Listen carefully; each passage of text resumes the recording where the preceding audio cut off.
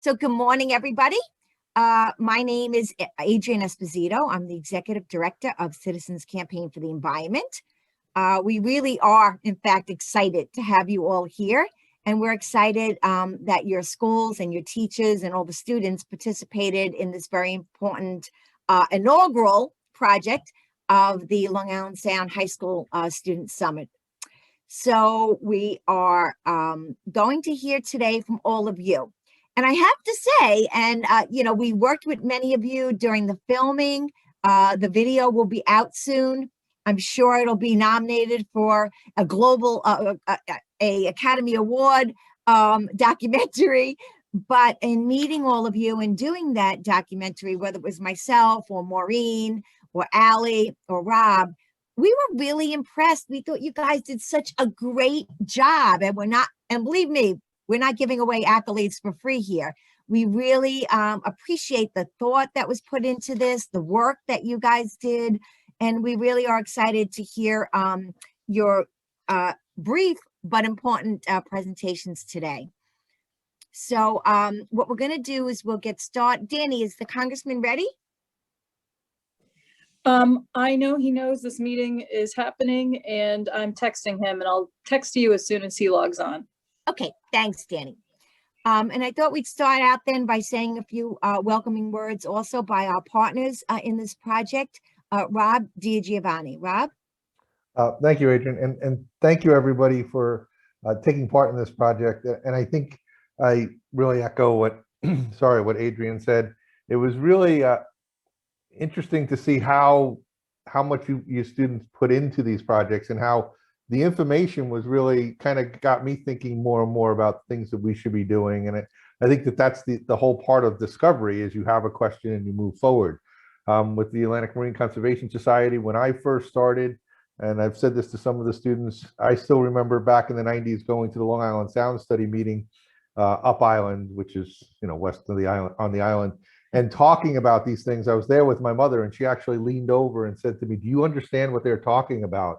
And it was really exciting to see that you students do know what these data mean and what this information is. And it's really inspiring to see that we have future scientists that can start answering these questions and seeing the changes that are going on around us, and knowing how important Long Island Sound is to all of us. So I thank you for your part in this, and thank you for letting us be a part of it, because it really got us to start thinking about other things. And I think that that's the bigger part of anything that we do going forward, is we're not attempting these challenges alone. We're attempting them as partners and working together and trying to answer questions. And just because you think something is interesting doesn't mean everybody else doesn't, and vice versa. So, I thought it was great seeing some of the projects, and I look forward to seeing the rest of the presentations today. So thank you. Thanks, Rob. And yeah, I think that, for me, one of the biggest things is for you guys to understand, even though we hear about these really sometimes intense and what can also be felt as an overwhelming global challenge, whether it's plastics in the ocean or, microplastics, pollution, stormwater runoff, they seem so overwhelming. But when you engage in working to understand the problem better and then understand the solution better, it also empowers you to make a change, right? And empowers you to be part of the movement to protect our waterways and restore them. So I thought before we get started with our first presentation, also, we have Mark Tedesco from the EPA. Mark has actually, I think, dedicated the last, I don't even know how many decades of your life, Mark, to protecting Long Island Sound. And Mark chairs the Long Island Sound office for the United States Environmental Protection Agency. And I thought maybe you could just say a few words. Thanks, Adrienne. I don't like to think about it in decades. I'm sorry. I think about it in days or hours now. So they do add up. But I first want to thank you, Adrienne and Rob, you both, which I think is really a great project. And I'm really excited by just looking at the types of projects that the students have undertaken, working with their teachers. And I think it's really important, echo some of the points that Rob made, that we don't have all the answers, and that there's so much work still to be done, and a lot of the students that are engaged in this project, in the days ahead, they may be making the next advance, asking the right question and trying to answer it. So it's terrific to see so many people, engaged and coming up with some really interesting topics. And I'm really looking forward to hearing some of the presentations. I wish I could stay all morning. I can't, but I just want to congratulate folks for really engaging on this project. It's terrific to see. Great. Thank you, Mark. And also for all the students and all the teachers, as a thank you, you should be receiving a Federal Express package today with tickets to the Riverhead Aquarium as a thank you for your participation and your work and your effort. And if you haven't been to the Riverhead Aquarium, you really should go. It's not the biggest aquarium, but it really is kind of cool. There are penguins. There's a shark exhibit. And it was just really nicely and thoughtfully done. It's really kind of cool. There's a pet tank. We promise you won't get bitten. Maybe I shouldn't make that promise. If you're careful, you won't get bitten by anything. Nothing that carries diseases anyway. I think you'll be okay. So please use those tickets. Okay. Danny, have we stalled enough? It's the 9:10 mark, so he should be on at any moment. Okay. One other thing we could just say before the congressman gets on is it's Maureen's birthday today. So I just want everyone to know that. So if she Oh no, here we go. Happy birthday, Maureen. if she Thank you. starts eating cake in the middle of these presentations, that's why. So actually, Adrian, if we just add, it's great segue from the aquarium, but also talking about the wonders that we have around us, especially in Long Island Sound, and pointing out that some of the changes that we're seeing in Long Island Sound over the years, where we're starting to see whales and dolphins and sea turtles, you are all part of now paying attention to what's going on in Long Island Sound. And we definitely want to know about that, because when things change for the first time, it takes you, members of the public, to notify us, even as scientists. So please keep your eyes open when you're at our parks and you're wandering around. We want to know what you see, not only if there are animals that wash up on our beaches that are sick or injured or need to be examined because they died, but we want to know what animals are free swimming. And over the years, we've had bottlenose dolphins in Western Long Island Sound. We've had beluga whales, actually Memorial Day about, was it 5 or 6 years ago? It was in 5 or Western- 6 white beluga whales. I mean, that is actually amazing to have white beluga whales in Long Island Sound. Yep, and they swam around and they were just doing what whales would normally do, and then they left. I think they came in for Fleet Week because it was the same thing. Everybody was here for that, and then they left. And then we've also had humpback whales. We've had reports of even right whales on the east end of Long Island Sound. So you being out there and reporting and letting us know what you see is really important, and there are positive things that we can also see in our environment. So please, go out there and enjoy the world around us. It's a great place. We live in a great place, especially on beautiful days like this. So Rob brings up a good point. It's not all about pollution. It's also about the beauty of the area. And that's why we work so hard to protect it. And speaking of working hard to protect it, we have been joined by Congressman Suozzi. For those of you who don't know, Congressman Suozzi is the congressman on the North Shore in Nassau County and parts of Suffolk County, as well as a little bit of Queens.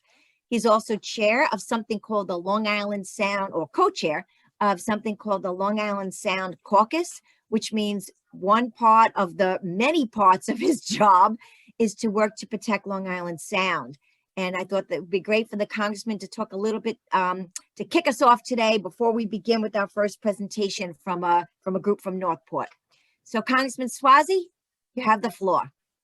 Adrian, thanks so much. And thanks to everybody on the call. This is great that so many people are so interested and engaged in the Long Island Sound. What I always say is the Long Island Sound is our national park. It's really that kind of national treasure that we have. And it's right in our backyards, and we can go use it and be part of it all the time. And the more you get engaged with the Long Island Sound, the more you'll appreciate it and the more you'll work to improve upon it. I've been working on the issues of the sound since I was a young mayor of the city of Glen Cove, and it's always been a big priority for me.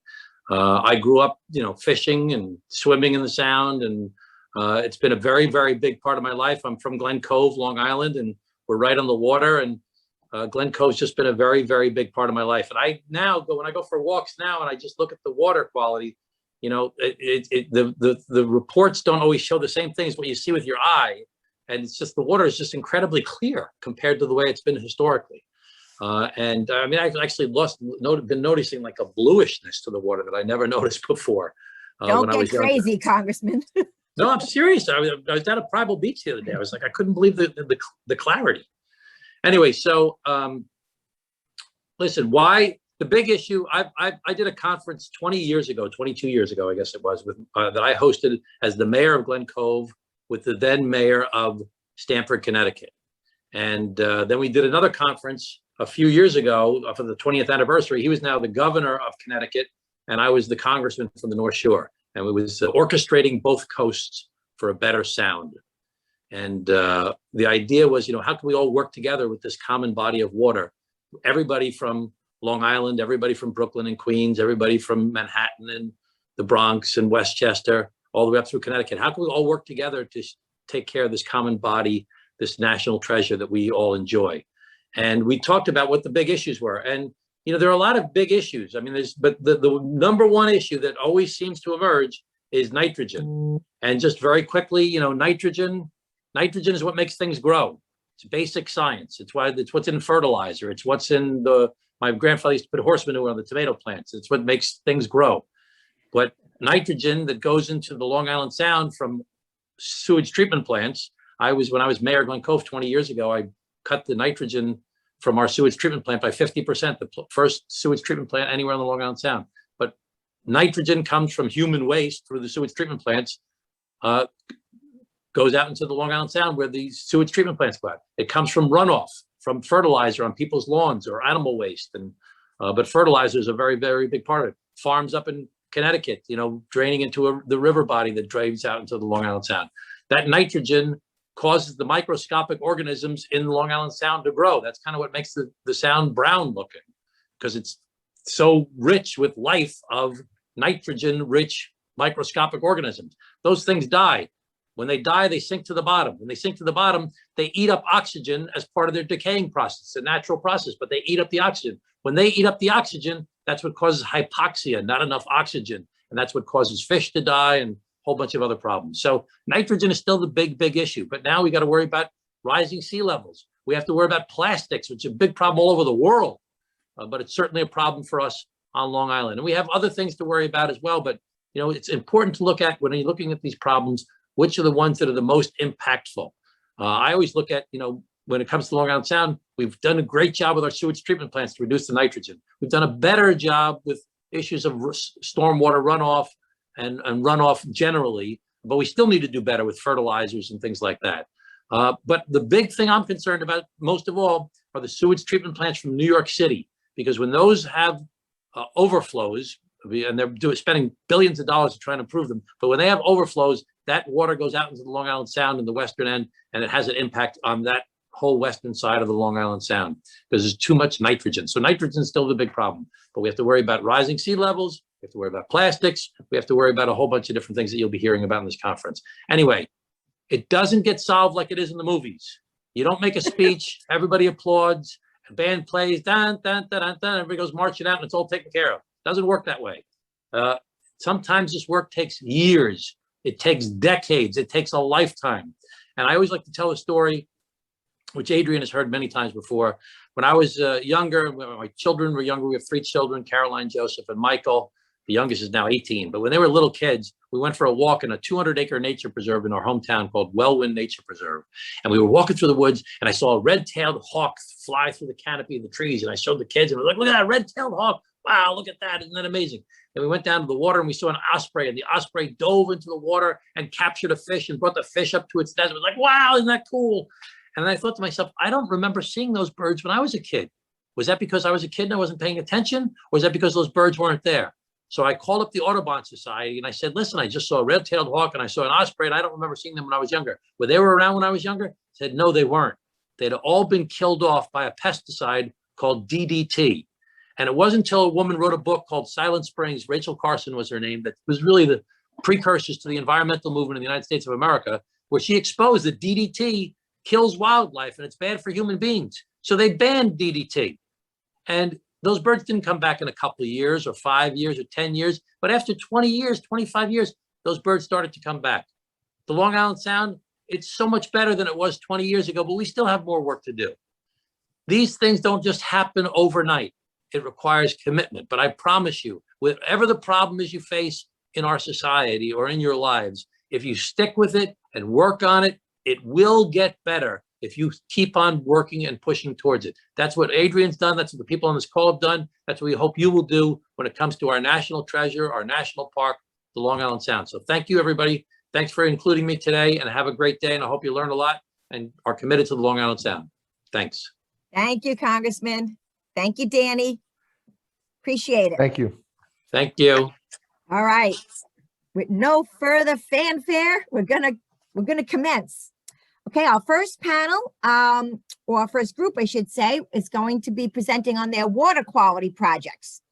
So the first up, we have what I like to call the Three Musketeers from Northport, Joe. And if I pronounce anybody's last name incorrectly through any of this, just when you get on, just pronounce it correctly, okay?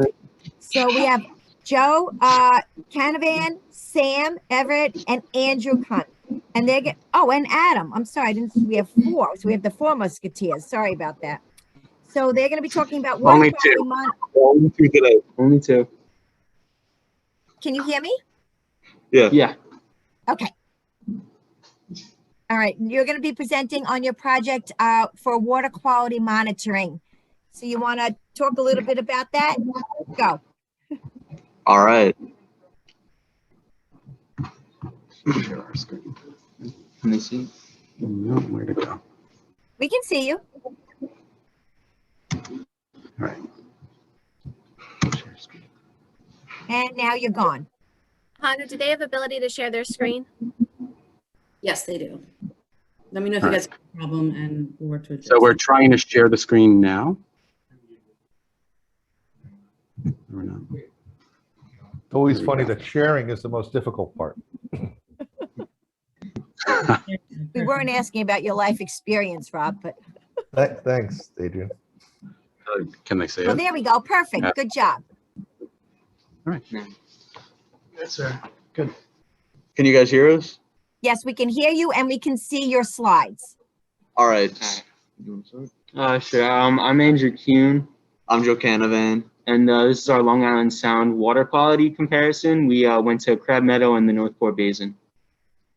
So the question we asked was if the water at the Northport Power Station was more contaminated than the surrounding waters here in Northport.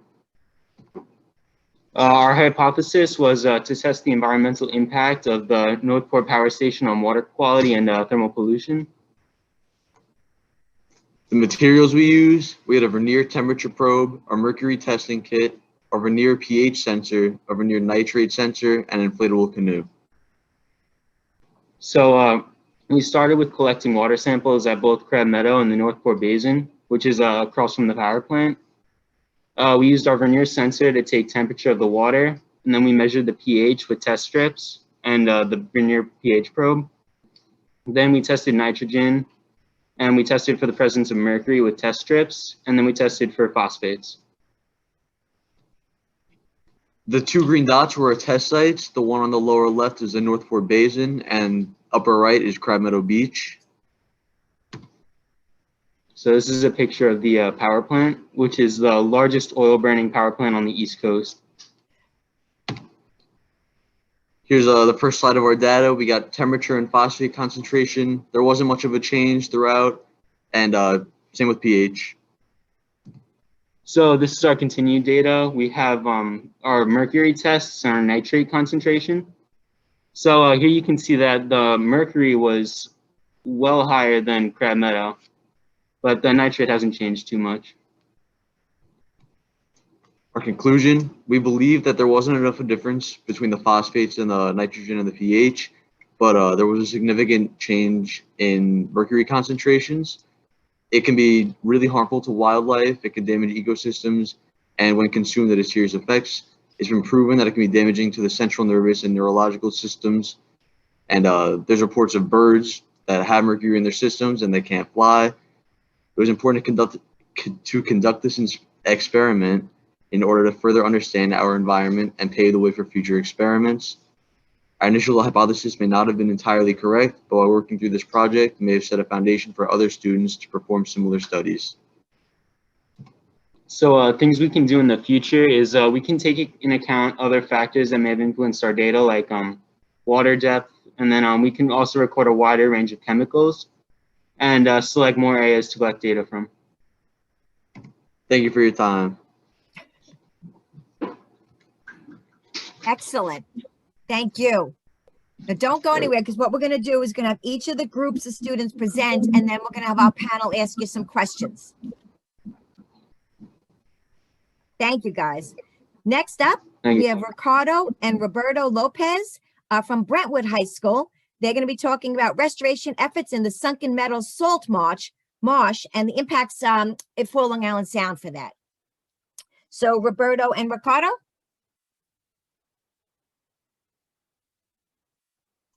Okay, everyone.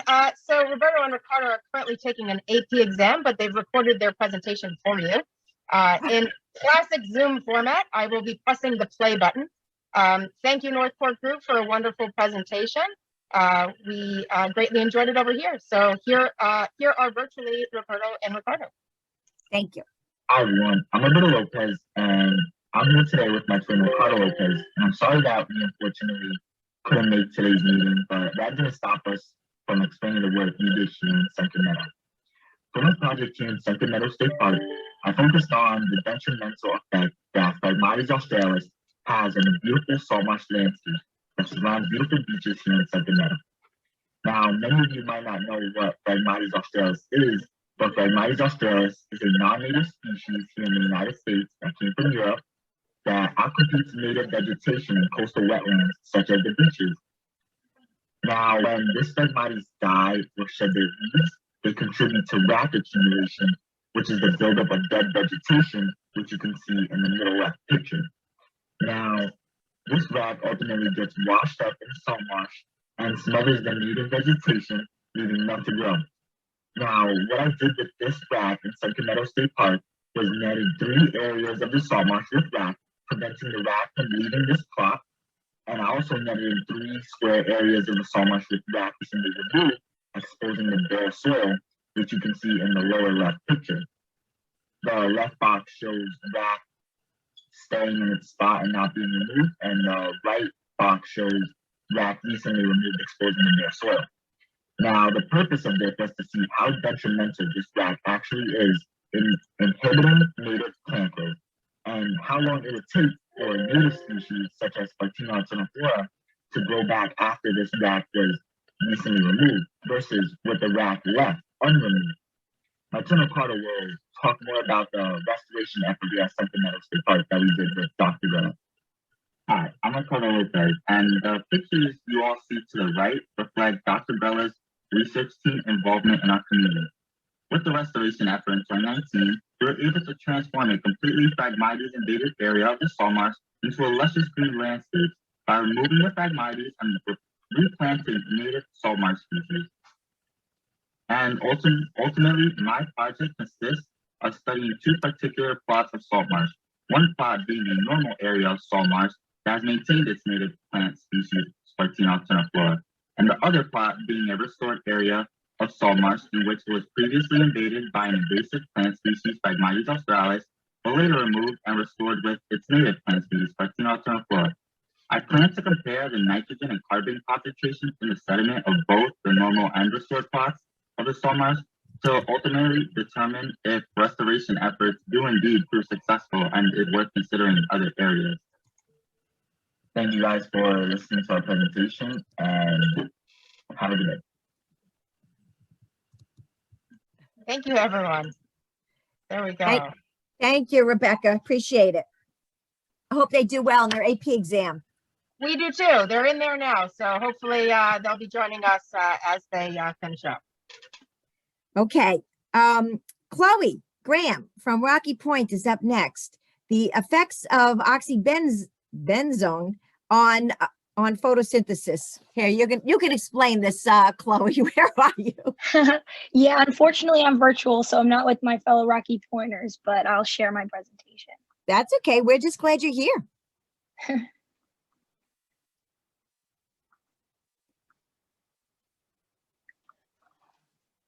Okay, so my name's Chloe Graham, and I'm from Rocky Point High School, and my experiment was on the effects of sunscreen on microalgae. So just a little bit of background / summary, microalgae are the producers or the base and the fundamental part of the marine ecosystem. So I wanted to see the effects of chemicals on that, specifically with sunscreen. And in most common sunscreens, there's the chemical oxybenzone. And while it's very effective at repelling UV rays, a drop of oxybenzone can actually disrupt 7 Olympic-sized swimming pools. And this, this study that was conducted said it affects mainly coastlines, which includes the Long Island Sound. And basically my experiment was to test the rate of photosynthesis on microalgae dosed with sunscreen by recording the dissolved oxygen rates, or the product of photosynthesis. The goal was to eventually see the long-term effects of these chemicals and the stress they put on our microalgae, which are so important to the homeostasis of our environment. So my process, I used 5 flasks filled with 50 milliliters of microalgae, in this case, Thelassosora westflogi, and it is commonly found in the Long Island Sound. It actually partially originated here, and it has an increased photosynthetic efficiency. What this means is that the amount of light energy plants and algae are able to convert into chemical energy through photosynthesis. So it has that increased ability. So it does it quicker and more on average than most algae. And then I proceeded to dose with different sunscreens containing different active chemicals. And I measured the dissolved oxygen before and after the dosage. As you can see my results, they stayed pretty constant in the beginning with my baseline, about 9.5-ish. And once I dosed it, you can see almost all of the sunscreens contain oxybenzone, with the exception of one, including the Reef Safe sunscreen that I tested actually has oxybenzone, which leads me to think that many sunscreens that market themselves as safe are actually not. As you can see, we can't see your results. Can you advance the slide? Perfect. Thank you. Okay. Sorry about that. As you can see here, there was a general decrease once I dosed it with the sunscreen, and the algae eventually regained its regular baseline. As you can see, some of them went above eventually. And I think this is attributed to the photosynthetic efficiency I referred to before. With its increased capabilities, it was able to recover from under the stress of those chemicals that was placed upon them. Here's a quick little image. From left to right is the control and the other sunscreens dosed. There is some cloudy, you could tell the effects of it. And on top, there's also a little film that's like kind of rainbow-like, which you see in like puddles with oils. So I think that's also another factor to our water. If it's only in this small sample, in larger samples, I'm sure it affects it as well. And lastly, I just wanted to mention, the effects on the Long Island Sound. We have lots of different varieties of algae, as macroalgae, microalgae, and I think we are very vulnerable to this issue because so many people swim, wear sunscreen, it's a daily necessity, so I think it's very important to acknowledge this as a consumer. I know I have, and I've definitely changed my sunscreen habits. And lastly, I just wanted to mention the trophic levels and how this bioaccumulatively can affect our ecosystems, which essentially means a substance over time,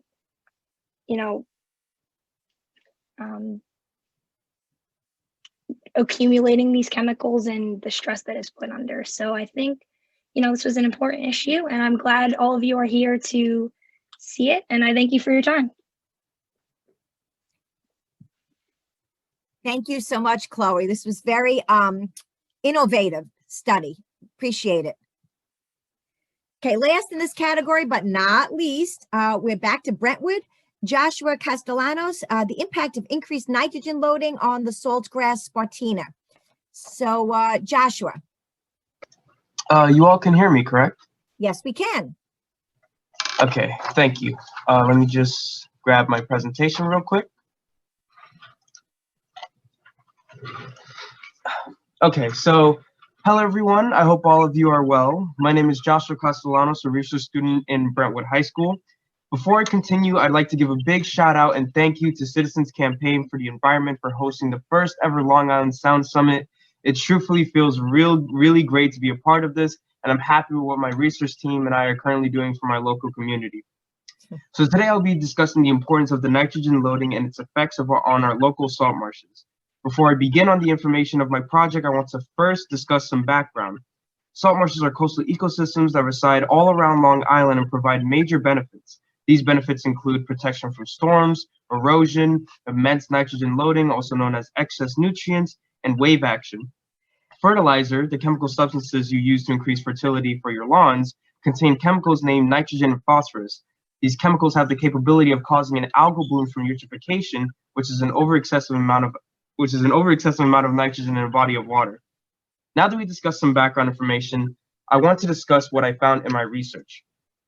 In this slide, we're presented with two photos of images after the nitrogen concentration. I gained these common cordgrass named Spartina alterniflora at Crab Meadow Marsh and separated 100 different Spartina roots into 4 different nitrogen concentrations. These concentrations were control, low 6 ppm, medium 12 ppm, and high 18 ppm. The experiment began The experiment began in late October of this year and ran through a 6-month period till the Spartina was removed and inspected. The control was given 6 ppm of nitrogen in the beginning and only water afterward for the remainder of the experiment. Every other concentration hour was given the same respected amount of nitrogen every week. In these two current photos, we can see the results of the roots from low, medium, and high concentration from left to right. In my next 2 slides, I'll be presenting the numbers and graphs of what I've collected from my experiment. My data and graphs were organized and produced from the JUMP software. In the graph above, we can see very minimum differences between the control and low data. However, as you increase, the medium and high concentration are starting to wane and wither. Once you reach the 18 ppm of nitrogen, the plant roots are now terminally ill. In the data below, it gives us a more numerical approach to what we see above. My final slide presents another graph representing the root length and concentration. So with the data represented today and understanding nitrogen loading is capable of weakening our salt marshes, we should be cautious of what we place in our lawns. If our salt marshes and cordgrass were to be decomposed and destroyed, Long Island would face detrimental effects from heavy winds, rain, and other natural disasters. So what can you do? Instead of fertilizers, try using some compost and take care of your local salt marshes. Once again, my name is Joshua Castellanos, and thank you all for listening to my presentation. Thank you so much. Okay, so our panel is Robert and Mark, Maureen. Any questions for any of the students except for Ricardo and Roberto because they're still taking their AP test? Mark? Hey, Adrian. Well, first, I want to just congratulate all the presenters for really terrific presentations and concise. I may have to, for some Long Island Sound professional presentations, I might have to have you be advisors on giving accurate and concise presentations. So just one question, and this really would be for anyone. I'll use an example from our first set of presenters where they had some suggestions for both what they would do differently in the study design, either collecting more information or the next set of questions they would ask. So I'm wondering if each of our presenters could talk about, from conducting the work, is there something they learned that they would say, well, I would do something differently the next study. If I was going to design this again, I would do something differently, or I would ask another question and I would try to collect some additional data.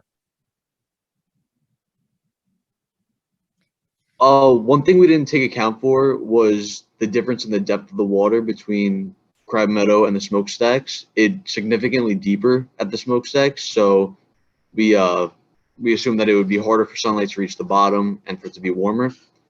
So we couldn't really make any conclusions based off that data, and that's why we included that there. Great answer, thank you. How about anybody, Chloe or Josh? What would you do differently next time? Yeah, definitely something I would do differently is use different species of microalgae. I feel like because of the photosynthetic efficiency of the specific strain I used, it was kind of not the data I didn't want to. I wanted to see it compared to other types of algae. So I think that's something I would do differently. Thank you. Josh, any reflection? One thing I definitely really wanted to do, but I felt like, it would have taken a lot longer time, was definitely doing the experiment in the field, because, taking the Spartina and bringing it to the lab, it was great to watch the plants just grow. But I would have loved if I could have tried to stimulate it as if it was in the field itself, like, going to Crab Meadow every once in a while, watching how the plants grow, watching how, the roots are affected by the nitrogen. But nonetheless, I feel it was, it was a great experience being able to tend to plants. Honestly, as weird as it sounds, it felt like seeing my kids every day. So I loved working with the plants. It was great. But I would have loved if I, could have been hanging out in the field a lot more. Okay, any other last questions from our panelists? Well, I'd just like to ask Chloe, what sunscreens we should be using. Yeah, Chloe, what should we be using? Well, the thing is I haven't found the perfect one yet, because now that I have these, like this research, I look at everything and I all see them as bad.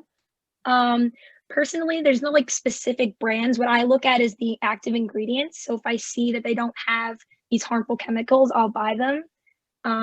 Like I said, they're kind of like knockoff stuff. Like it's not like name brand, like not Neutrogena or stuff like that. So it's really up to you. I think knowledge is power. So great. So thank you. This is Rob, and I think, to echo what Mark said, I think you guys did a great job at presenting these data, and I think it was really interesting to hear how, well, I might be speaking for Mark a little bit, but you think about the questions we had at the beginning of looking at Long Island Sound is really where you've kind of taken that step to say, hey, how do we find out what's going on here? And then, I think it was Josh that mentioned that, you would like to be out in the field and doing that. And that's the scalability of science. So I really do commend you for seeing that vision. The question that I had kind of goes a little bit towards looking at your mercury levels, the oxybenzene and the nitrogen levels. How do we see how they all are relating in the environment? And I think it's Chloe that talked about bioaccumulation. How would we take that to the next step to find out how it's impacting not just algae, but the other trophic levels? Have we thought about that? And maybe not to get an answer here, but I think that that's the vision that I would say is how does it relate to the other animals, and how are those concentrations in these areas different around Long Island Sound? I know it's a big question. I'm not sure the students can answer that, Rob. I think that's the value. Honestly, that question is the value of what, Joe and Sam and Andrew and Adam did. To me, when we were at the filming and we filmed them, when they said what the mercury levels were, to me, that's alarming. So this is the kind of thing now we have to give this data over to the DEC, which is the Department of Environmental Conservation in New York State, and see what follow-up needs to be done. Because if there are, as the Northport students found, increased levels of mercury in that harbor, that needs to be investigated. It's actually quite serious. I'm sure all the students know mercury is not biodegradable, builds up in the food chain. People fish in Northport Harbor. They eat the shellfish in Northport Harbor. So I think based on their, study, we need to do, our groups, yours and mine, Rob, here's where we get more work, need to do some follow-up on this to really find out what's going on there. So we're gonna, and actually, Joe and Adam and folks and Sam, if you could make sure I get your data, that would be great. And I think the follow-up, and I agree, some of that part of the question was not, I don't expect us to have that answer. What I'm trying to say is the importance of what you just did really does fuel the next question. And, everybody usually look at projects and go, this is great, and we put it on a shelf. What you did was really great work that gets us to start thinking about these next steps. And so don't stop there. And I think it was Chloe that said, knowledge is power. That's really what we're talking about, knowing more about this. These are things that you didn't know when you started. And that's a lot. That's really what, regardless of where you are in your organization, that's science. So I do commend you all for doing it. So thank you. Great. And before we go to the next group, I just want to say that I want to follow up on what Rob just pointed out. The Long Island Sound has scientists both in Connecticut and New York, a lot of them guided by Mark, that choose different study areas that pertain to water quality, but also protection of life forms in the sound. And some of your work now, I'm so glad Mark could participate in this morning's presentations, because it can help guide, as Rob was saying, the next things that we study, things we haven't thought of, like what's going on with power plants or sunscreen or, nitrogen impacting Spartina, although we have done science on that, but this now can be incorporated into that. So all of this is not isolated, it's woven into a bigger picture of study and protection measures. Okay, so next we have what I would say it was the most popular category, which was the storm drain monitoring and non-point source pollution. First up, we have Smithtown High School. We're just calling them Group 1 because there was a lot of students in this one. So Smithtown, take it away.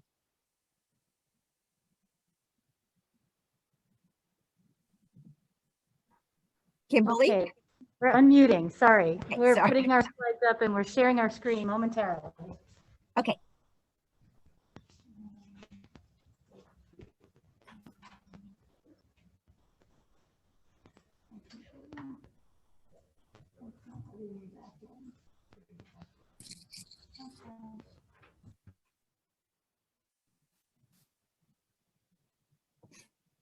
Here's where we need that background music you talked about, Rob. What happens? You could always sing happy birthday. No. At all. And then go back to the, on the bottom. Yeah, you had it. Sorry about that. Now it's not letting us share anyway. There we go.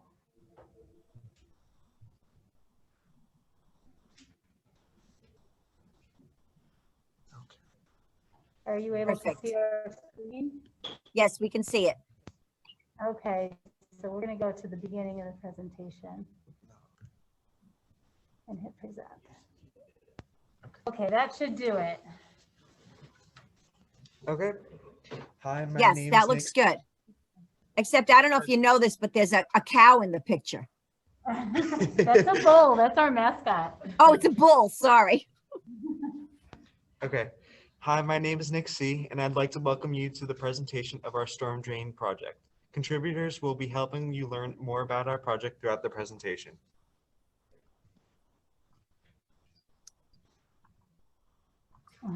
Sorry about that, guys.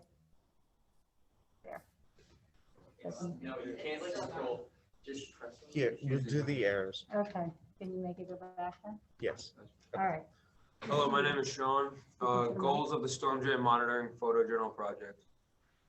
We paid attention to a priceless but overlooked piece of our local infrastructure that has never been monitored, even though its success plays a vital role in keeping our community clean and waters healthy. We used media and art to raise awareness about our storm drains. We monitored the cleanliness of our storm drains and identified and reported problems. We encouraged the town to have drains professionally cleaned, and we hope to inspire others to take action in their own communities. Can you advance it? To briefly summarize, by doing the projects, we learned from our teacher and our classwork about the necessity for clean water shared by all life on the planet. Then we met virtually with local artist Susan Broker, who invited us to learn more about the role we play in local water quality and how to use art to create a message that will help educate our community. Next, we virtually met with CCE's Maureen Dolan Murphy, who helped us better understand the connection between what goes into our storm drains and water quality in the Long Island Sound. Then we identified a storm drain that was close to our house to adopt, monitor, and document changes throughout the study period. Finally, we shared our progress, learned from and inspired our storm drain pen pals throughout our project.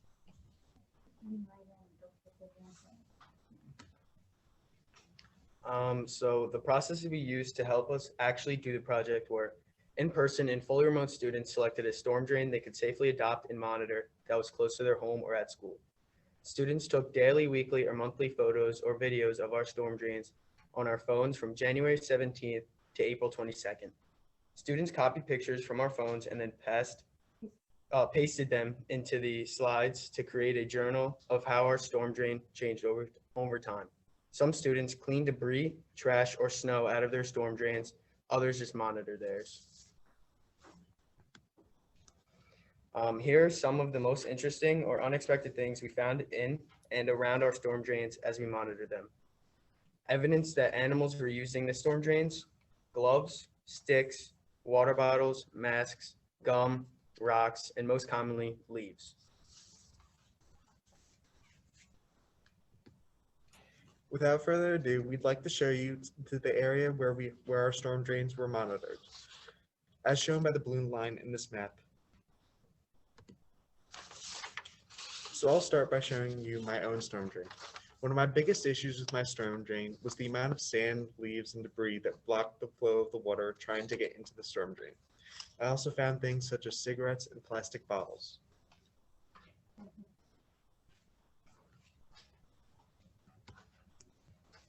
Hi, this is Nick E's storm drain. I chose to monitor a storm drain at my school every day after I was done taking pictures. I tried to clean it out as much as possible. Man, Nick, you really got into that storm drain. Hi, I'm Anthony, and this is my storm drain. My storm drain didn't change much, but one thing that was consistent were the leaves. I found things such as garbage, plastic, and a bunch of masks in my storm drain. But one thing that stood out to me was an e-cigarette.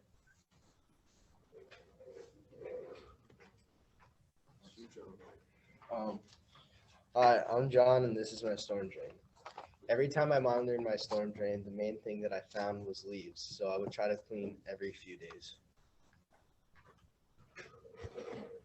Hello, I'm Sean. My storm drain was up in Commons area and was constantly being walked over by students and staff. So any trash in the Commons area that wasn't properly disposed of got kicked around and often ended up in my storm drain.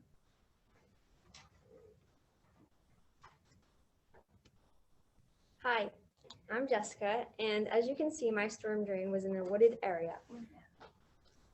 And so every time I monitored it, it was clogged with sticks and leaves, which blocked the water. This is Lily's storm drain. Her storm drain was right by a horse stable, resulting in lots of sand from the grounds that washed out into the road. It was also clogged with leaves and litter. So what's next? Here are some of our what's next introductions. So, since no matter where our storm drains were, we all found many leaves and debris. We'd like to inform our town of the problem we documented. We would also like to gather designs that students could paint onto our storm drain for educational purposes. Another thing we can do is brainstorm ideas for solutions to keep the storm drain cleaner and be sure our streets don't flood during heavy rains. We could also reach out to other schools to exchange ideas about our storm drains. Last thing is make media to provide information about how to keep our storm drains clean. If you have any questions, we would love to answer them.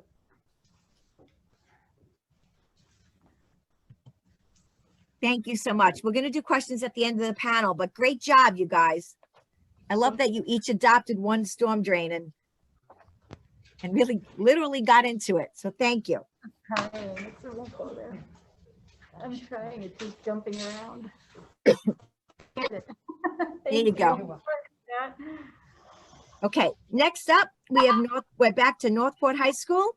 Ryan, Jack, and Thomas, also on storm drain monitoring.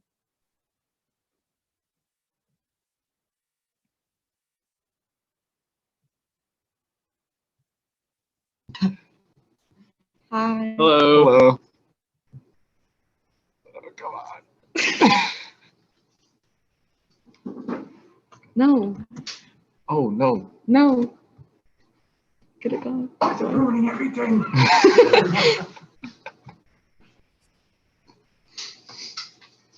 Are you guys able to see and hear us or see Yes, the we can presentation? see and hear you. That's a great shot right there too. Perfect, thank you. All right, so our group did the storm drain monitoring, and my name's Thomas. Sitting next to my left is Ryan, and to the far left is Jack. This is a map of our project area. We monitored the Northport storm drains to check for pollutants and drain efficiency. This is our hypothesis. We believe that the storm drains in the Northport Village area are not properly draining the rainwater and dumping waste into the harbor. We also hypothesized that residents of Northport were unaware of the pollutants that are emptied into the harbor through these storm drains. So the way that we collected data was we went out during or after a storm occurred, and we took pictures of the drains and monitored what was in the drains. We also went around and took interviews at the end of our project, asking people questions about the drains in the harbor. And we also had a boat with a GoPro, and were able to get a video of the main drain emptying out into the harbor. We considered multiple variables that led us to create a concise material list. These are the drains we monitored. There are 2 in the north lot, 2 in the south lot, and 2 in between them. And then there are a few scattered along Scudder Avenue and Main Street in You Northport Village. monitored all 10 drains? Yes. Yes. Wow. So this is our data collection of the drains. So we were able to get out during 4 storms, and we basically classified them if they were flooded, if they had debris in them, or they were clean. We even had one that had oil slick emptying into the drain. On this date, there was significant flooding and slight debris after 1.5 inches of rain. This picture is the parking lots being flooded. While there wasn't much rain on this day, pollutants still managed to reach the drains. On this day, it didn't rain that much either, but there was still streams running down the roads into the drains. There's pileups of cigarettes, leaves, debris, straws, small pollutants like that. For this large storm, there was heavy flooding, and as you can see, there's water being pushed back out of a drain because they were unable to drain properly. Here are just a few pictures of the drains we monitored with pollutants covering them and not allowing water to get in properly. So this is a picture of the few drains. The drain on the left is the main drain that all the storm drains lead into and go into the harbor. The one in the middle is actually one that I was not aware of. It's another main drainage port that's on the south side of the lot. And as you can see, there's a brownish tint to the water emptying out into the harbor. This is just a few more pictures of what we were finding. The photo to the right shows the oil slick from the parking lots. These are the links to our interviews. Unfortunately, because of time constraints, we can't show them, but here is some footage from our boat.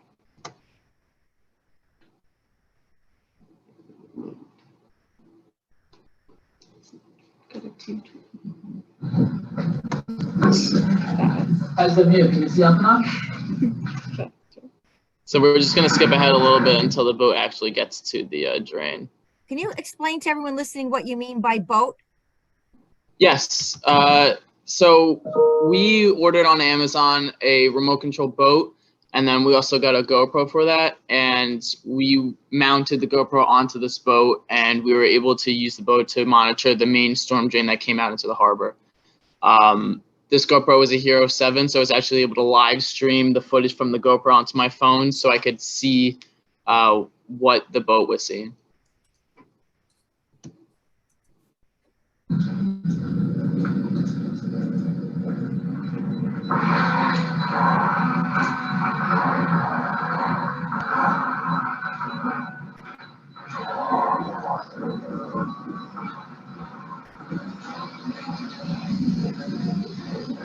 So great.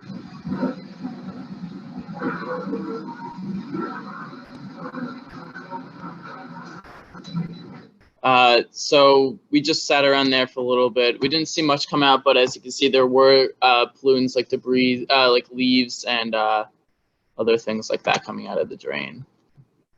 Can you play one of those interviews for us right there real quick? We have an extra minute. Oh yeah, sure.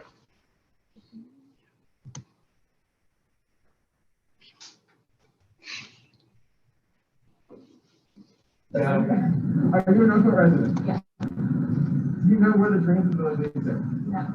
Okay, so they all lead to one drain that goes directly to the harbor, and we find things like oil slick, bottles, cans, debris, all going in there as waste. Now, how do you feel knowing that the water and waste products drain into the harbor? Not good, because I swim over there, and it's not good. Right. I didn't know any of this. With knowing of the pollutants you and other residents are swimming in, affect your desire to continue entering the town's beaches? I feel like I want to say yes, but like I'm like at the beach over there and like still in the water. Right. Waste products entering the aquatic environment affect the life living in. Do you feel concerned with consuming fish products in the harbor for the quality of life for these animals?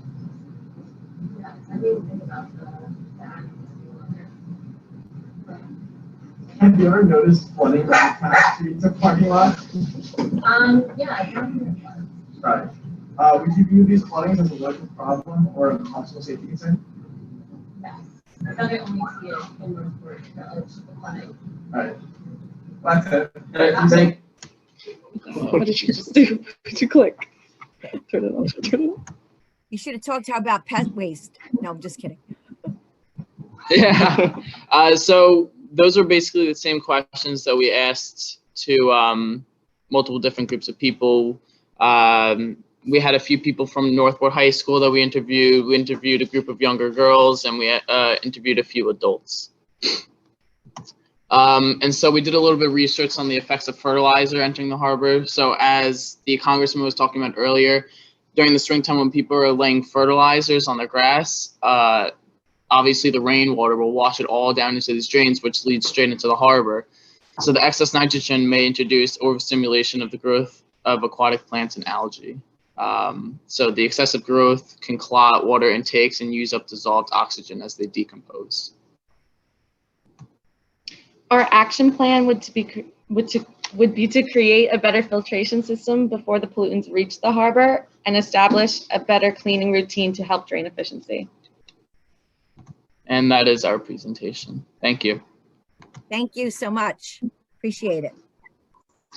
And now we have Rocky Point has crafted a PSA for us.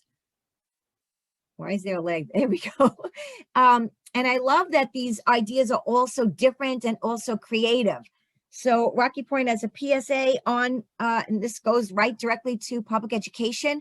And I also want you to know a lot of the Long Island Sound work, or not a lot, but some of it is dedicated towards obviously public education, and PSAs is one form of that. So Rocky Point, you're on. See, your teacher's waving you over. What we did at Rocky Point High School is create posters to distribute to local beaches and marinas in our community to spread the word about how to protect our very own Long Island Sound.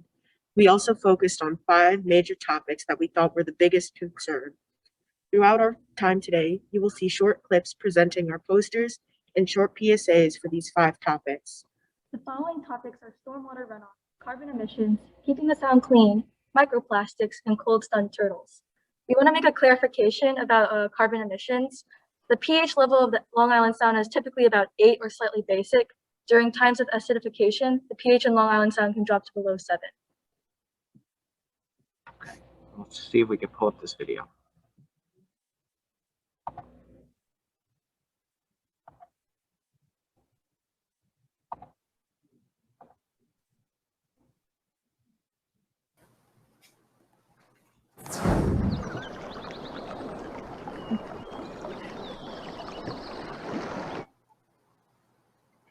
How does this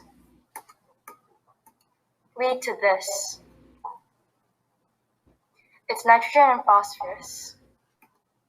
Nitrogen and phosphorus from fertilizers and sewage can enter into the Long Island Sound after a heavy rain. Eutrophication occurs when nitrogen and phosphorus are added in excess to bodies of water and can act like fertilizer for algae. This causes an overgrowth in algae, or algal blooms. As algal blooms expand, they deplete the amount of oxygen available in the water. This leads to a condition known as hypoxia. Marine life still need oxygen to breathe, and therefore it is harmful for fish and other animals.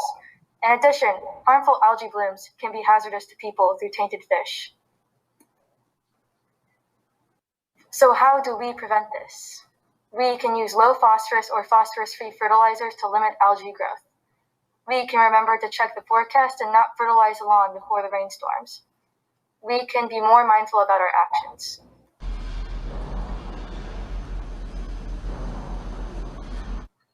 Fossil fuels.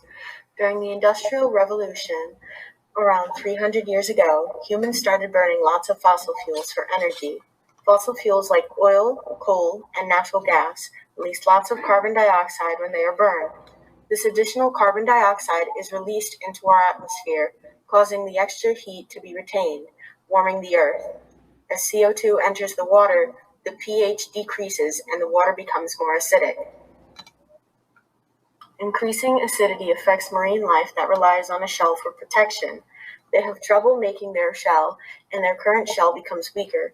Ultimately, decreased populations of bivalves and gastropods will have serious effects on our ecosystem. What can we do? Reduce your carbon footprint, use less energy, conserve water, plant a garden, reduce, reuse, recycle, and refuse. Don't buy bottled water. Don't use straws.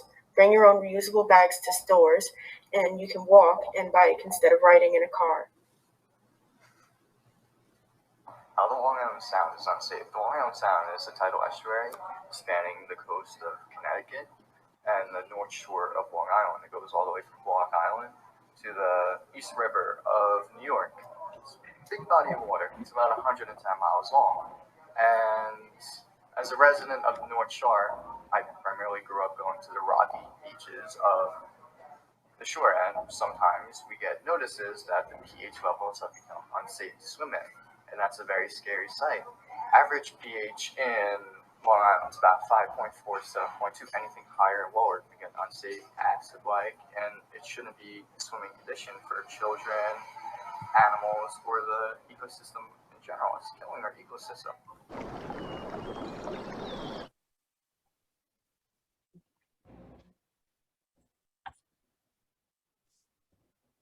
All right, I think our next couple of clips we have saved for later in the program. Okay.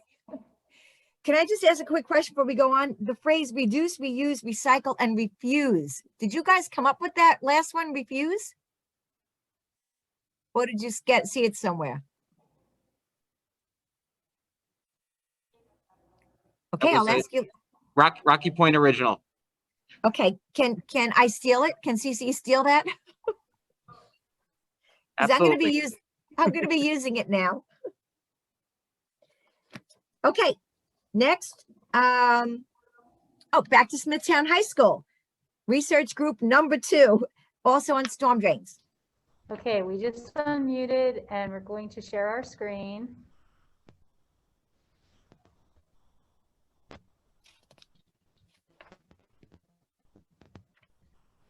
All right, Brian, can you see this at home? We can see it. Our first presenter, though, I'm asking if he can see it. Oh. And he can hear us. Yeah, I see it. Great. Okay, you're on, Brian. All right. Hi, so my name's Brian Smith, and I'm from Smithtown West. I'm here to introduce Project 2 for the Storm Drain Monitoring Project. The contributors are going to introduce themselves later on in the presentation. To summarize this project, we learned about the storm drains in our area, adopted, monitored, took photos, and documented changes to our own storm drains, and continued monitoring our storm drains over several months from January 22nd through April 14th. Some of the goals of this project were to gather information about a select group of storm drains in our community to share with our town, document garbage, debris, etc. that clogs our storm drains, observe whether water is able to freely enter our storm drains, keep the drains clean and be part of the solution, and an unexpected goal was to find out if students elsewhere were aware of how important storm drains are to overall water quality. How did we actually do our projects? We met daily with our teacher and virtually with Maureen Jolan Murphy, Citizens Campaign for the Environment, and Susan Broker, Little Fish Reporting, who taught us more about the connection between clean waterways and our storm drains. We used phones, GoPros, and selfie sticks to take footage of our storm drains to see how they changed over time. We took before and after photos when we cleaned the storm drains. We also created notes and compared what we observed with fellow students and storm drain pen pals in Florida. And we created a slideshow to organize our data and findings.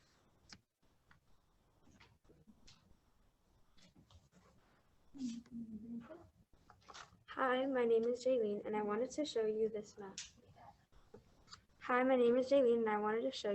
Which shows the locations of the storm drains our group monitored all over our community.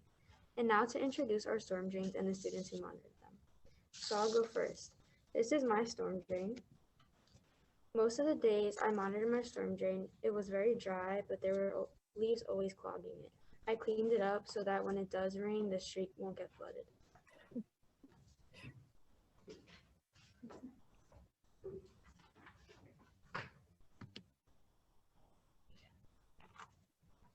Hi, I'm Emily, and this is my storm drain. My storm drain was free of litter, but there were always leaves in and around it. Sometimes that caused the water to back up until I cleaned it out. At one point, I piled all the sticks on top of it for the town to pick up, but they stayed there for months. It actually caused the leaves to fall in and in front of it and block it up even more. Here is a video of how the rain flowed down my drain after I cleaned it.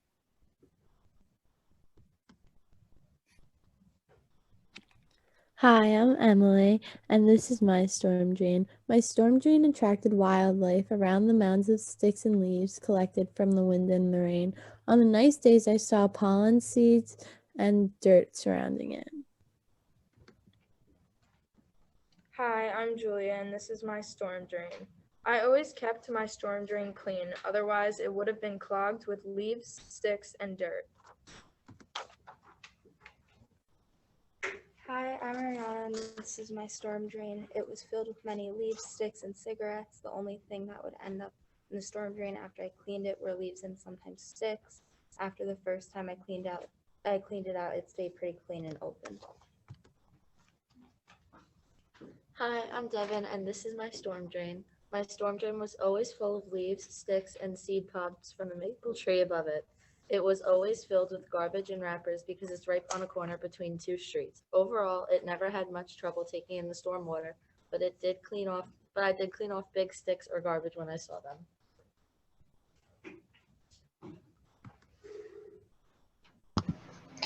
Hi, I'm Brian, and this is my storm drain. So when I started my project, there was always a lot of garbage and leaves piled in front of my storm drain.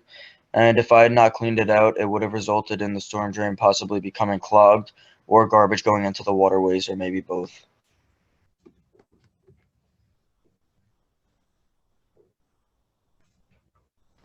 And this is Isaac's storm drain. The storm drain was always clogged with leaves and garbage, but eventually it was cleaned by the town.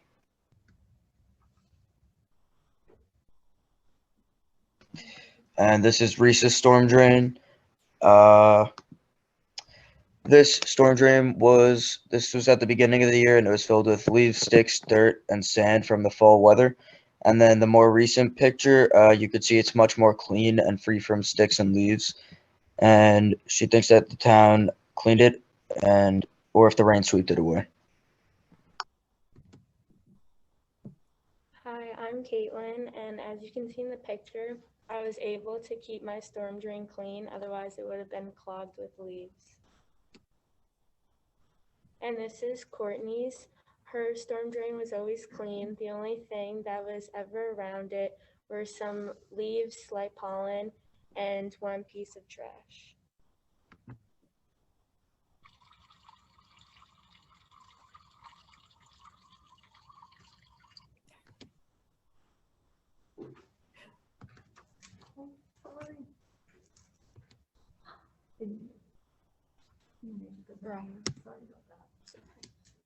Now that you have seen all of our storm drains, here are some of the most surprising and unexpected things that we found. Red Bull cans, vape pens, McDonald's French fries, cigarettes, dog waste, masks, grocery bags, sticks and leaves, and gloves.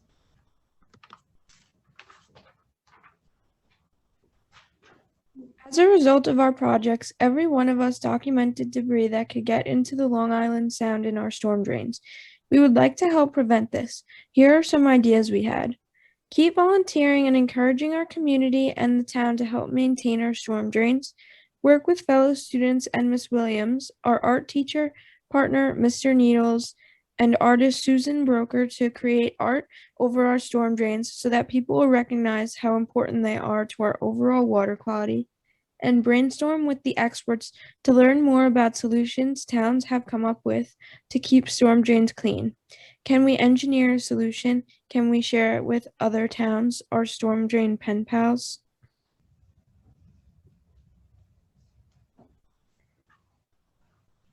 Thank you very much. We'll stop sharing. Excellent, thank you.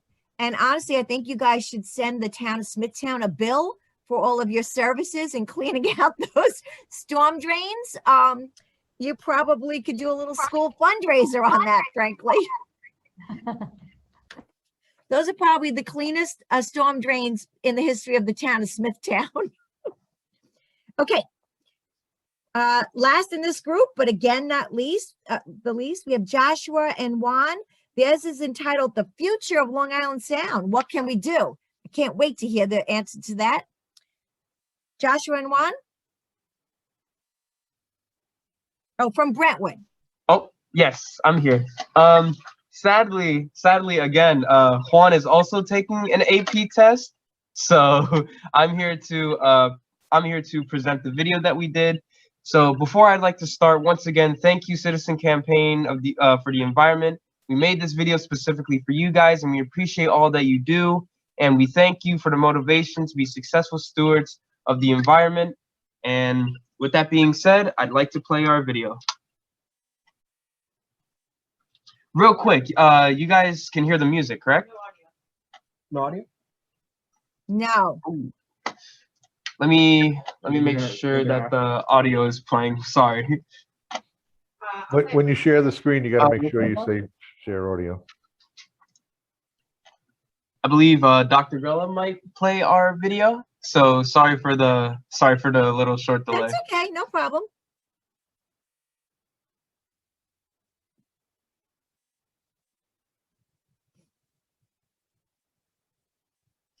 So while we wait, are you guys doing well? Hopefully everyone is enjoying what's going on. I know, I can't believe we're already halfway done. This is very exciting. I'm very impressed with all of you. I think we're ready. All right, Dr. Grella is going to share our video, and yeah, hopefully this goes well. Mute on your end.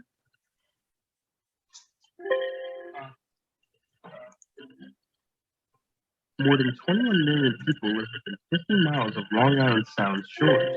This number will increase in a few years as population is on the rise. The Long Island Sound is home to a diverse number of plants, animals, and habitats.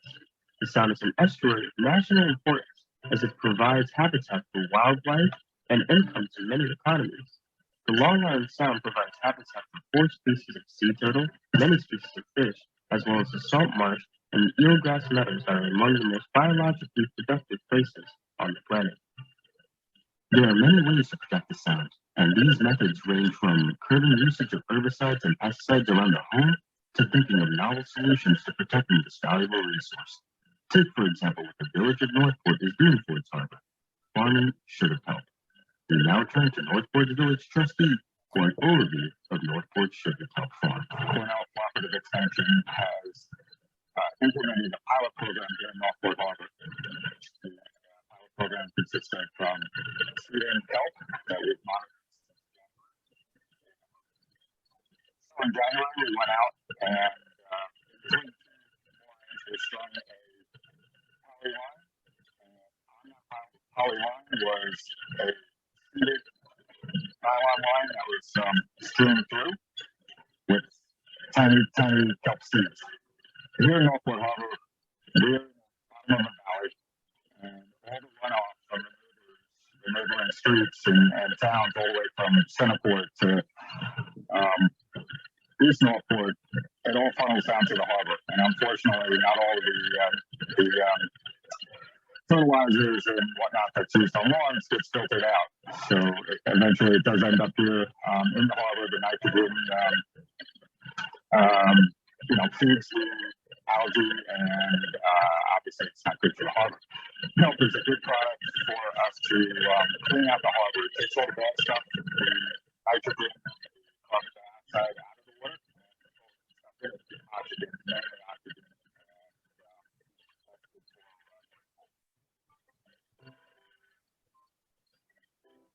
Kelp is going to clean the water to the point where fish are thrive.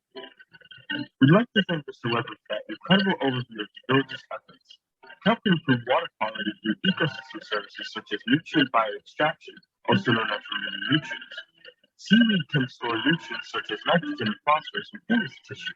When seaweed is harvested, the excess nutrients in the water column are effectively removed from the system.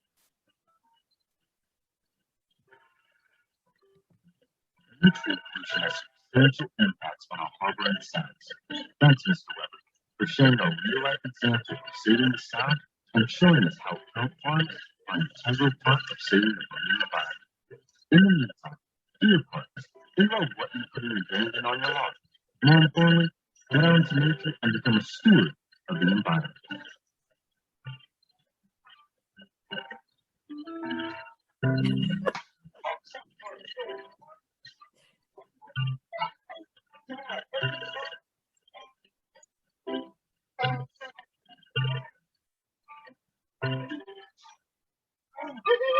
Nice work, guys. Thank you. Okay, so did everybody hear that well? Yeah, thank you very much. I can't believe you guys did a video on the kelp pilot program that's going on in Northport Harbor. That is actually great. You need to send me that video so I can post it. You got it. It's all for you. The boys got out there to make sure you worked with the Weber, and you really provided them all with such an inspiration and a drive to get out there and start telling the stories that's going on in the natural environment. So we thank you for that, and that was made especially for you. Great, thank you. We appreciate it. Okay, so that concludes our second panel already. Any of the panelists, and I see Mark, you're still with us. Anybody have any questions for about storm drains and for this excellent second grouping? I could start. I'd like to ask the kids or the students. I'd like to ask the students, what can we do to reduce some of that debris? A lot of you said that you found the cigarette butts, the masks. So what can we do as a community to ensure that this pollution isn't going into the sound? I'll answer the question.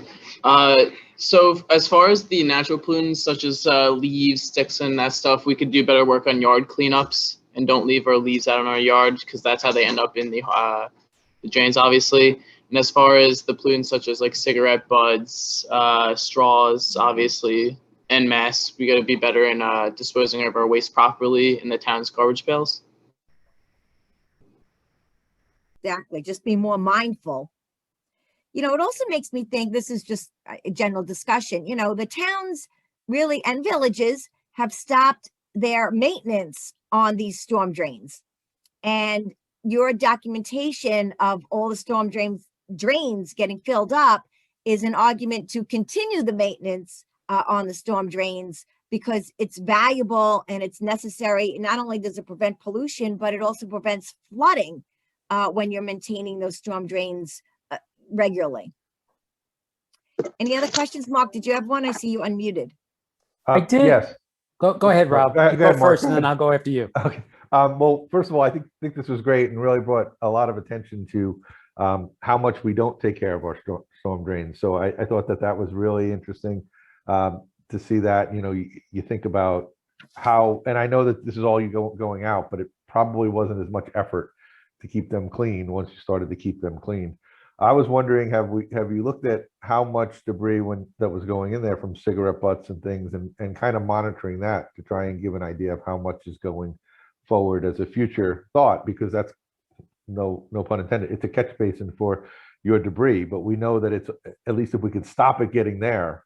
Has anybody thought about doing that, or how you might be able to encourage our towns to say that this is a very important thing to do? Because it seemed pretty straightforward that if we just didn't have them clogged up, things would at least be better with getting the water out, but then we have to think about the quality. So there's two sides of that equation. Have you had any thoughts about how you can do that, or how you can keep that going? This is Smithtown here, and we did a cleanup around our school, Rob, and we did we used an app to quantify how much trash and what kinds of trash we were picking up. So that would be a great thing to add to our storm drain projects for next year. Yeah, that actually would be great to quantify how much of each type of garbage or debris you found. That would be terrific. Great job, though. Really interesting. Mark, you're getting in the last question here. Oh, I have to make a general comment. I love the use of technology. I love the GoPro on the remote boat going into the storm drain. You know, you're using both, whether it's video or photographs, ways to communicate on these topics that in many cases we couldn't do before. So they're really powerful and I think really effective. And it highlights that, you know, we need scientists to understand Long Island Sound, do work, but we also need folks who are good at communicating and educating. And a lot of the work that you've done really highlights that really effectively. And I'll ask the question because I'll make the point, when I was in high school, I knew nothing about storm drains. So I'm wondering whether from your project, both, you know, you learned more about that critical infrastructure, but also your fellow students. When I noticed some of the projects interviewed, did you gain a better understanding, or do you think your fellow students fully appreciate or understand our infrastructure, our water infrastructure, including storm drains? So when we did our interviews, it was sort of a 50-50 split in that some people didn't know that the storm drains actually emptied into the harbor, and some people did. When we interviewed that young group of girls, of course, they had no clue, which I think is something that the school system, at least in Northport, should teach about, and that where our storm drain water does end up. We obviously had the adult that we showed you didn't know about it, and we interviewed 2 students from our school. One did and one didn't know where the storm drain water ends up.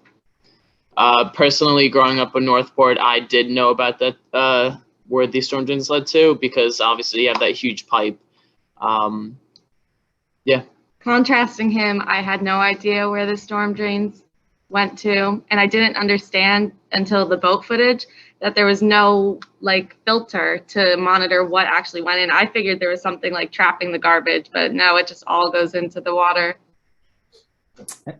I'm with you. I thought it magically went to some place that it all got treated. I had no idea. So it's great that these projects are making a difference, even in your own schools, you know, and educating your friends and fellow students. So that's terrific.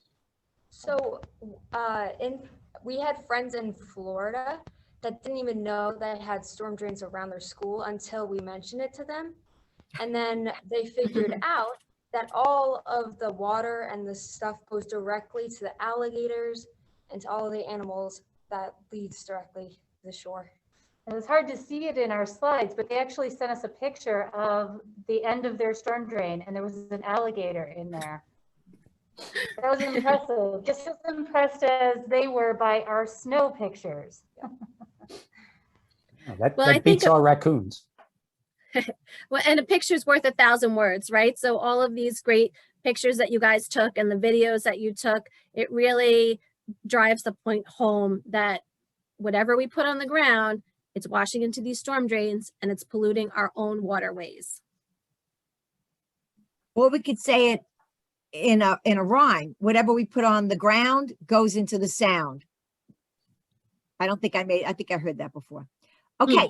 Well, Thank you, I'm sorry, I everyone. just want to add that the one Oh, thing too, yes. that as a take home, and this is what, we think about Long Island Sound, everybody swims in it, and you can see how the one woman you were interviewing was kind of like not liking the fact that she didn't know those things, but we wouldn't drink any of that water that came out of that storm drain, yet it's going into an environment where all these organisms live in. And that was really the big take home, is that regardless, it just didn't look like something you wanted in your environment. And I think that those pictures are really to kind of put Maureen's words down a little bit more, is that that's where that taking home to your representatives and everybody else I think would really drive that point a lot more, because I kind of cringed when I was looking at that one picture, like, nails on a chalkboard for me. It was just like, ugh.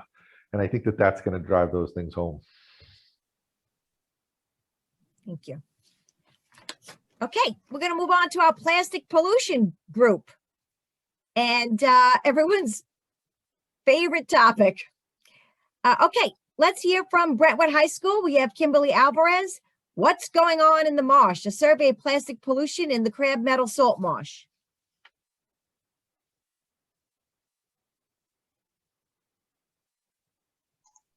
Hang on just a second. We're having a little technical difficulty over here.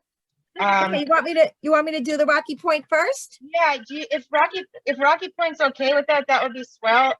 We're just loading it up. They're flexible. Perfect. Okay, Anish, you're going to do the effects of microplastics on respiration rates in ghost shrimp. Very exciting.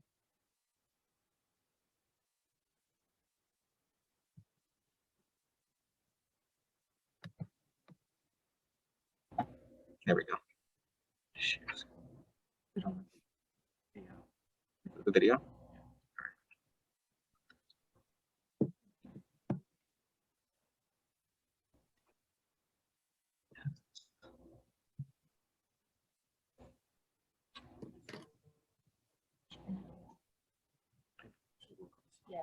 Oh yeah. All right. So we'll do that.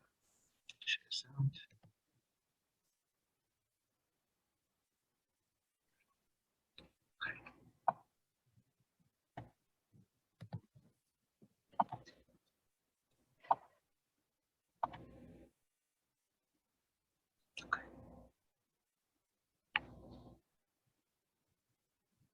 Oh.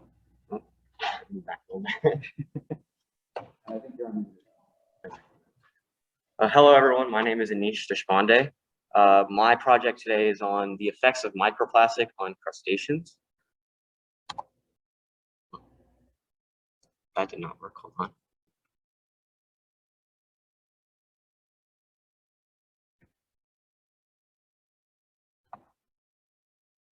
So, what is a microplastic? A microplastic is any piece of plastic that is less than 5 millimeters in size. Now, these things, they come from everyday plastic products, such as water bottles, beauty products that include microbeads, as well as shampoos and body washes.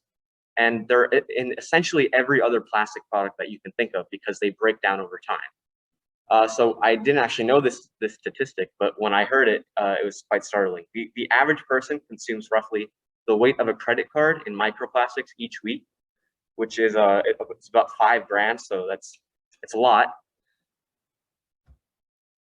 So my hypothesis was that microplastic would have a significant negative impact on the respiration rates of crustaceans. So a decrease in respiration corresponds with a decrease in energy output for necessary functions like reproduction, which would hurt the economy, as we'll go into later, and as well as digestion and general respiration as well. So some methods that were more quantitative, something that we could really talk about, is I used 4 tanks with equal amounts of crustaceans in each. Throughout the time, we use crayfish as well as some ghost shrimp. We first take baseline data of dissolved oxygen levels as well as CO2 levels. And then after the crustaceans are acclimated, we add varying amounts of microplastic to each tank. As you can see, 0 grams, 10 grams, 25 grams, and 50 grams. So in order to get them to try to eat the microplastic, we need to mix it in with the food, which we'll talk about more in the qualitative methods. And then throughout the weeks of the study, we continue to measure the oxygen which tells the rate of respiration. So, hold on. There should be a video here.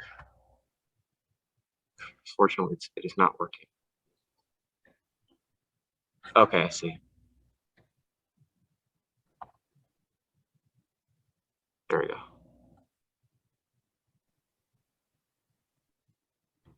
Okay, so this is more of a qualitative behavior. Hopefully everyone can see this. What's happening here is basically that this ghost shrimp is trying to figure out. Share the what other the- screen. We can't see anything. Okay. Hold on.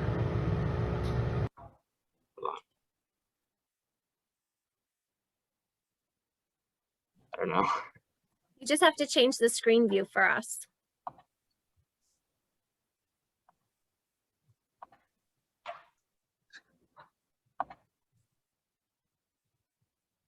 How's that? Much better.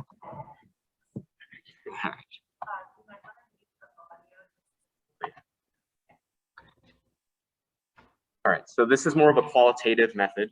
So it's kind of more of a behavioral analysis. So what you see here is the ghost shrimp.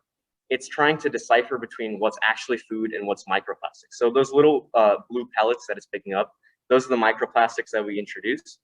And if you add them, what my hypothesis was that if you add them at the same time, it'll have some type of confusion between what's actually food. And so it's another way to confirm that these animals are actually looking for this plastic and they're confused and they're not able to see what the real food is. Okay.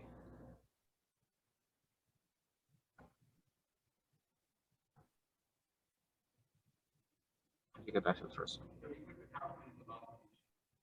Oh, I see. Gotcha. All right.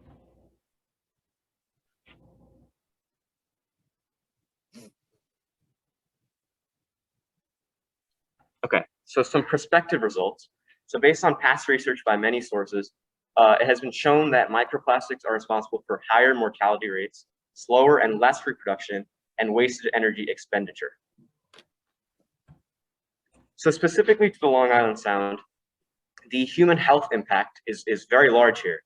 So microplastics are showing evidence of a chemical residue that comes off them over time as they break down. And it has shown evidence that it hurts animals. And the general idea is that if you have enough of it as a human, it could also impact our health. Further than that, we have the economic repercussions. So a great majority of the Long Island residents rely on the marine environment to make their living or to live their life daily. So a greater number of businesses will have a decreased ability to maintain it because there's a lower amount of animals that are reproducing, and the whole economic system would break down after that. And basically overarching over everything here is the trophic dynamics. So along the trophic levels, the threat of microplastics moving higher up to where humans would consume them is very great. As the microplastic moves up into the higher levels of the levels where we are, the impacts again on health could also be very, very great. Now, our possible solutions. So basically, community versus government means when we look at a community, we look at what citizens like ourselves can do to kind of reduce our plastic usage, or to reuse and recycle and refuse, I guess you could say also.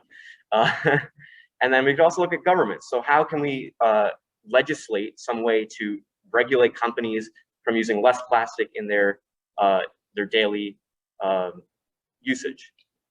And now a very interesting study that I found was the researchers have found a bacteria that they use to collect microplastic in the ocean, because largely microplastic is hydrophobic, which means it repels water. So when it's in the water, it's going to stick to anything that's not water. And this bacteria forms into a ball, which is really easy to collect for these researchers. And so basically, these environmental engineering products like these are a great solution to the microplastic problem. Thank you. Thank you. That was great. Now that we all know that we're eating the equivalent of one credit card size amount of plastic each week, we can really, add that to our dietary list. Okay, we're going to go back up to Brentwood High School. Are you guys ready, Rebecca? Yep, Kim is getting ready now. Okay, so again, Kimberly's going to talk about what's going on in the marsh and a survey of plastic pollution at Crab Meadow Salt Marsh.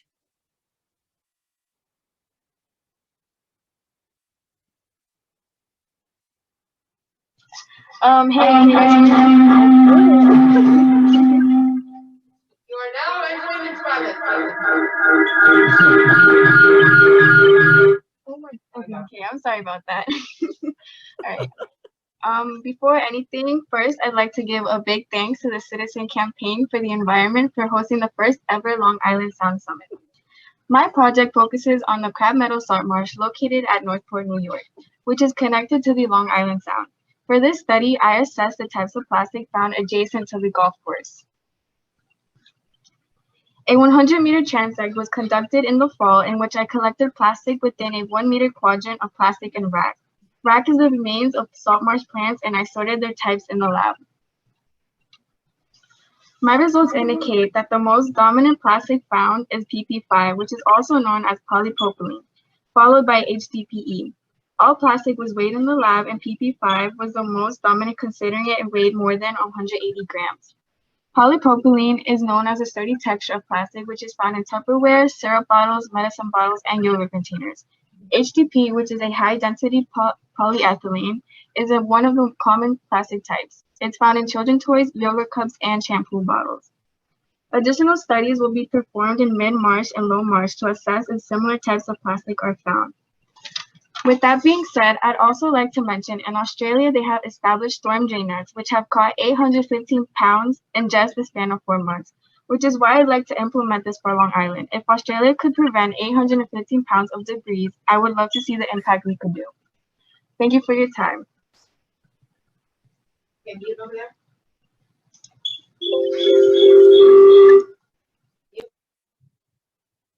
Thank you. Okay. Thank you. That was great. Okay, and last but not least in this category, we're back to Brentwood High School, an assessment of plastic pollution along Long Island Sound Sunken Meadow State Park, one of our favorite parks, obviously on the North Shore. If you give us just a minute here, we're dealing with a bell change. So classes, give us a minute. We also have Northport on that schedule. Oh, I'm sorry. Do you want to go to Northport? No, we don't. Yeah, for plastics, microplastics. I'm so sorry. How did I skip Northport? Put the glasses back on.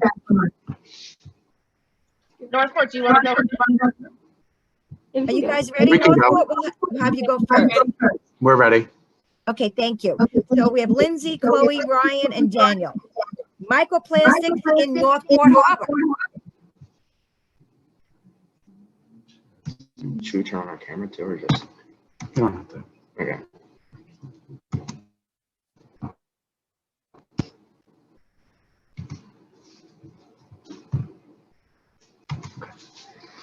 Hi, everybody. My name is Daniel Mead, I'm Chloe Hackinson. I'm Lindsay Capazia. and this is our microplastics in local waterways presentation.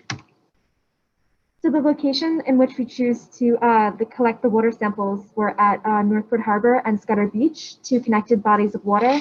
And we chose this location because many people like to spend their time recreationally here, and many birds and fish reside here as well.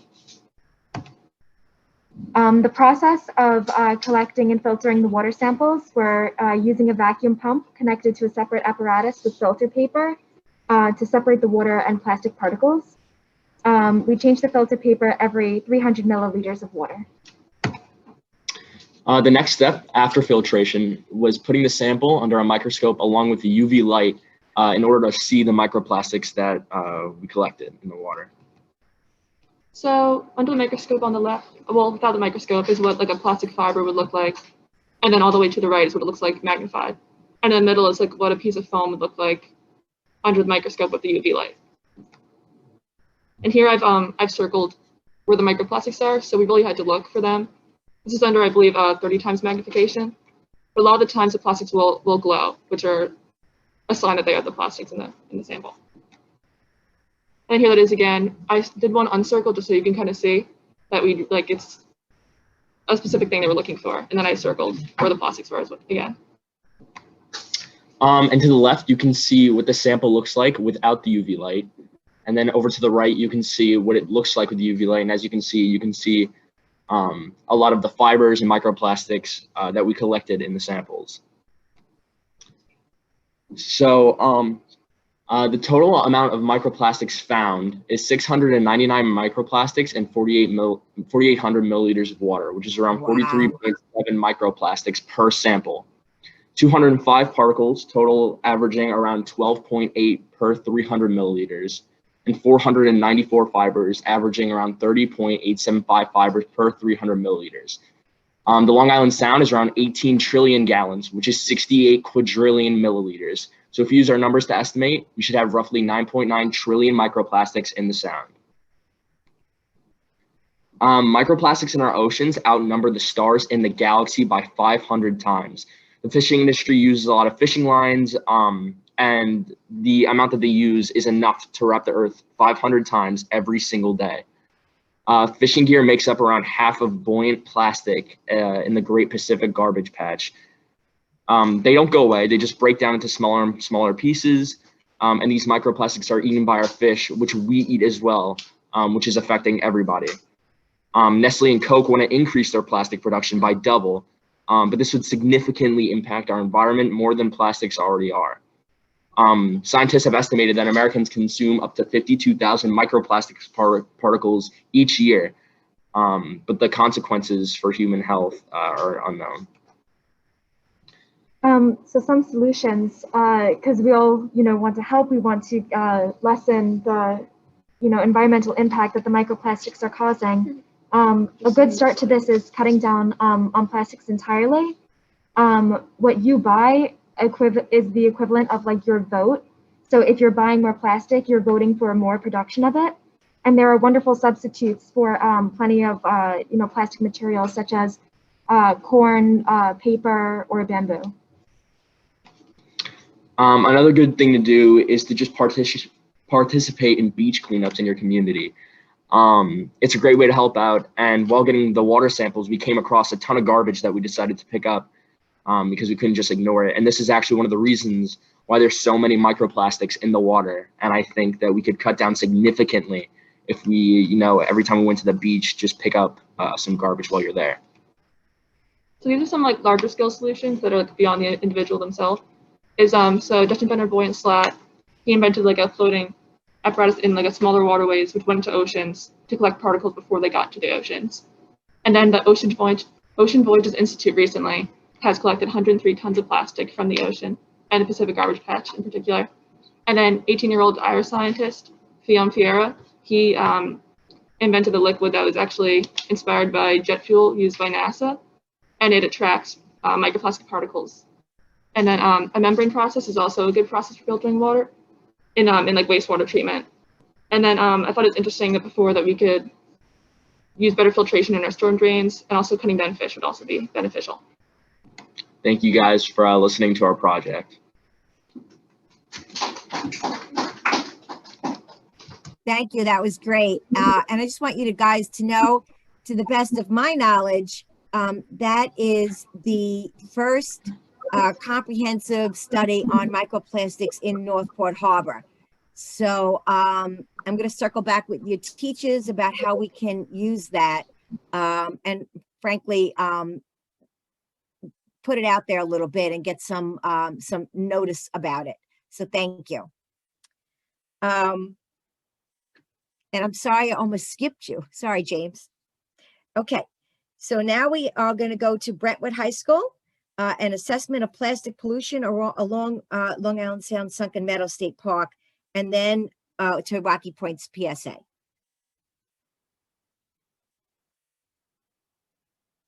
Brentwood, are you guys ready? Yep. Okay.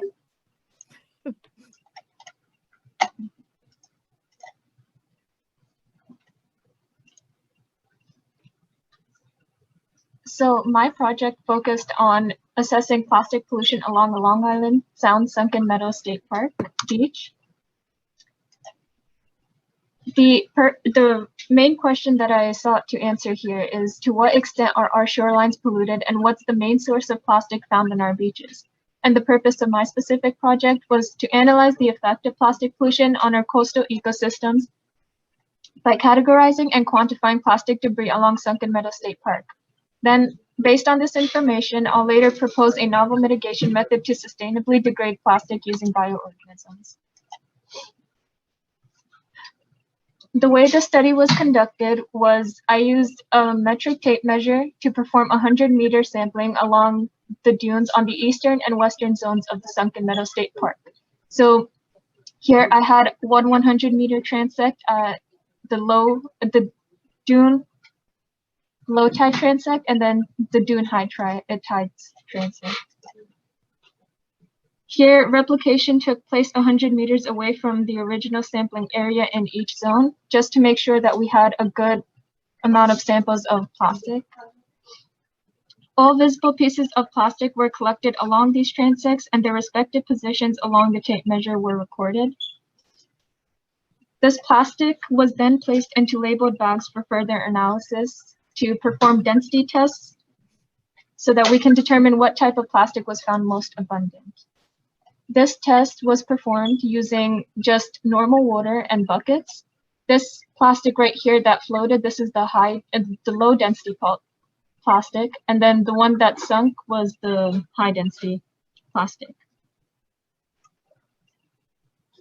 So what I found here was on this specific beach, the high density plastics dominated. You can see almost 2/3 of the plastic in each region was of high density polyethylene. And then the results between the zones of the plastic that were found, there was no significant difference based on what region we sampled our plastics. So what does this tell us? Determining what type of plastic was found allows us to pinpoint the main sources of where this plastic is coming from. So you can see the low density polyethylene is found in yogurt cups, squeezable bottles, bags, and bottle caps. And then high density polyethylene can be found in things like packaging peanuts and water bottles and juice bottles. An extrapolation of the study using Google Maps indicates that 165,000 meters of beach contain more than 87 kilograms of visible plastic. And that's almost 200 pounds of plastic, lightweight plastic, just on this one beach. The most common items that were found were things like fishing tie and rubber bands. So what can we do knowing this? This helps us determine the main sources of plastic pollution, and it allows us to focus on certain objects that we should set fines and restrictions on at the beach, and increase funding for park cleanups or have incentives for, the eradication of using such objects at the beach. Moving forward, our efforts towards mitigation. In the Brentwood High School lab, I'm working on using fungi to break down these plastics. Fungi such as Aspergillus niger and oyster mushrooms, they feed off of plastic and grow using the plastic as a carbon source. And by incorporating traces of plastic into the fungi food, I'll then be able to analyze whether these fungi grow better using having this plastic diet. And then this will help us to determine what types of fungi can be used for the biodegradation of plastics like high density polyethylene. Thank you. Thank you. Again, very innovative and informative. And I think that's the most, again, comprehensive analysis of plastics on Sunken Meadow Beach. Very surprised about the rubber bands.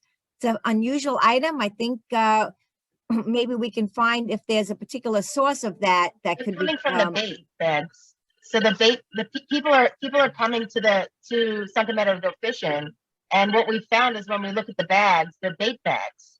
So they've either had crabs or some sort of bait in the bag, and people take off the rubber band, and then the rubber band is just left.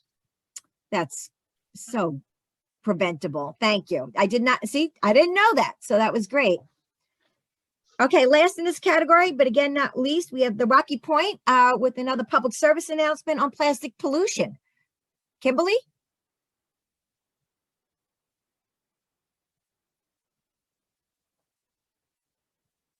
Thank you. I'm going to share a screen back to the video. We're going to play one on microplastics and the other one is on just keeping the sound clean of all garbage. Okay, great. Okay, and there's two posters that they're going to be placed by the students in different beaches. Okay. Oh wait, did I click share audio? I did? know, we Okay. can see it.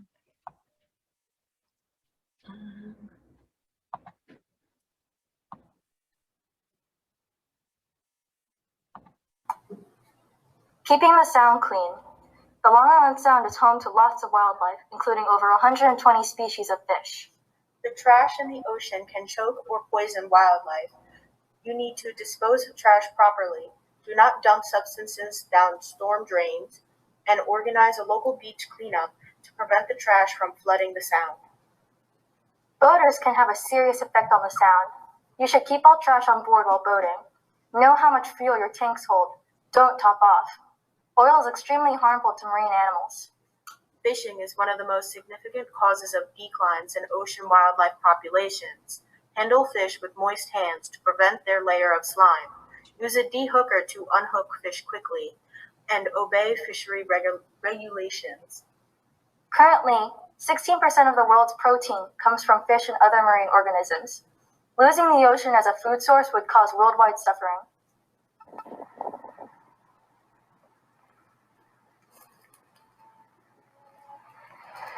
Oh, I didn't see you there.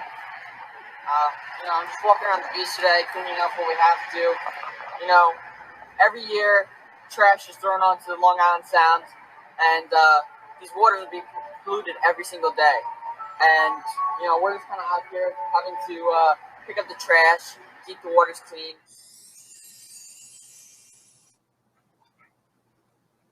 What are microplastics? Microplastics are plastics less than 5 millimeters in length. They are the product of decomposing plastics, but are also commonly manufactured for use in consumer products. What is so bad about microplastics? Microplastics can be found nearly everywhere. They are being found in the sea, on land, and even in the air. They are also often used in cosmetic products, toothpaste, and are found on the inside of water bottles. Fish and other marine life in the Long Island Sound ingest these without even knowing, including life as small as plankton. Once ingested, microplastics get attached to the lungs and intestines, which damage the organs, torturing them until they die. We catch and consume these local fish that still contain microplastics, ultimately affecting people too. How do we solve the problem? The microplastics are incredibly difficult to collect, as they are hard to see and can pass through advanced filters. The best way to reduce microplastics in the ocean is to reduce production of plastic and to reuse and recycle plastic that is currently in circulation. Something interesting about the Long Island Sound is how there's microplastics being eaten by crustaceans that are being consumed by larger fish, which people are eating, which could affect us.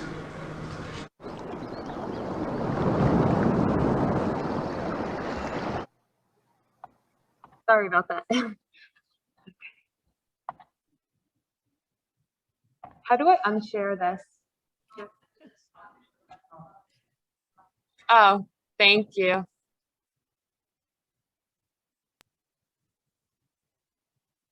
Okay, great. Thank you. Okay, any questions from the panel? Rob? Are you waving your hand? Oh, you're clapping. I'm sorry. I thought that was I was me. clapping because I didn't want to interrupt, but I think everybody's done a great job. But since you pointed out, once again, I think you guys did a great job of bringing these issues to light. I just had a couple of questions. One is about the ghost shrimp we were talking about earlier. I didn't really follow up on that.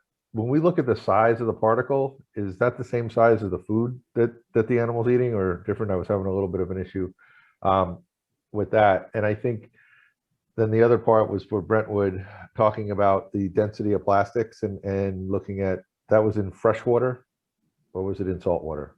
Those are two questions before I have others, but I just wanted to clarify that. I might have missed that. So the ghost shrimp, we tried to make the food particles about the same size.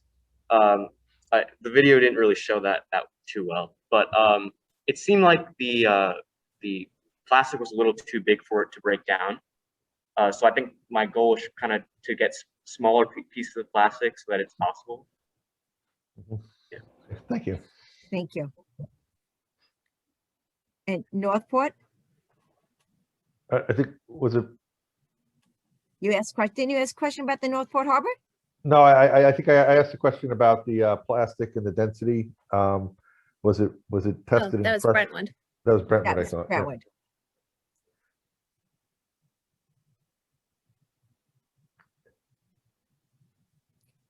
Can you re-ask the question, Rob, please? Okay, so the question was, when you were looking at the density of the plastics, was that tested in for what sunk and what floated? Was that in fresh water or was that in salt water? Was there a difference in that? And then the follow-up would be the fungi that's using the carbon. Okay, let's ask one question at a time. Okay, so the first question was for Brentwood. Was that done in salt water or fresh water when figuring out the density of the plastic pieces? The density test was performed in just water, no salt water. Salt water? Thank you. I have to say, these have been really great presentations. I was kind of shocked about how many fibers that you found in Northport Harbor, the microplastic fibers. So going in, did you think that there would be that many fibers, or did you think that you would see more pieces of the larger plastic? And also for Northport, did you do that right by the shoreline, or was that in the middle of the harbor? Can you also talk a little bit about the location for sampling? So the fibers that you were talking about, I actually expected to see more microplastics. I remember when we were looking at the samples, I thought I was counting them wrong because we saw so many more fibers rather than actual solid plastics. And then do you want to? Yeah. So for the collection, we collected from the docks in Northport, like the village docks, and then at Scudder we also walked on the docks and went like in a little bit, but not from the middle. Yeah, like mostly on the shoreline. So. Okay. Yeah. One of the reasons I'm asking, and it's funny that you just say that about the fibers, it makes sense to me you'd find a lot of fibers because the outflow pipe for the Northport sewage treatment plant is right in the middle of the harbor there. And that would be where the fibers are coming from everybody's washing machine, which goes into that, obviously the sewage treatment facility. And there's no filtration for fibers because they never even thought about them, before. And that would empty out into the harbor. So your findings actually make a lot of sense based on what we know and potential sources. And even like when we were doing the beach cleanup, we saw a lot of fabrics just laying there, along with, like foam and plastic and cigarette butts and stuff like that. So yeah, it was everywhere. Allie, any questions? I am interested to know, with the Sunken Meadow project, were you surprised at the amount of garbage that can be found on that 1 mile stretch of beach? And wondering what your follow-up questions would be, maybe seasons will affect those data? That's what I was thinking. So the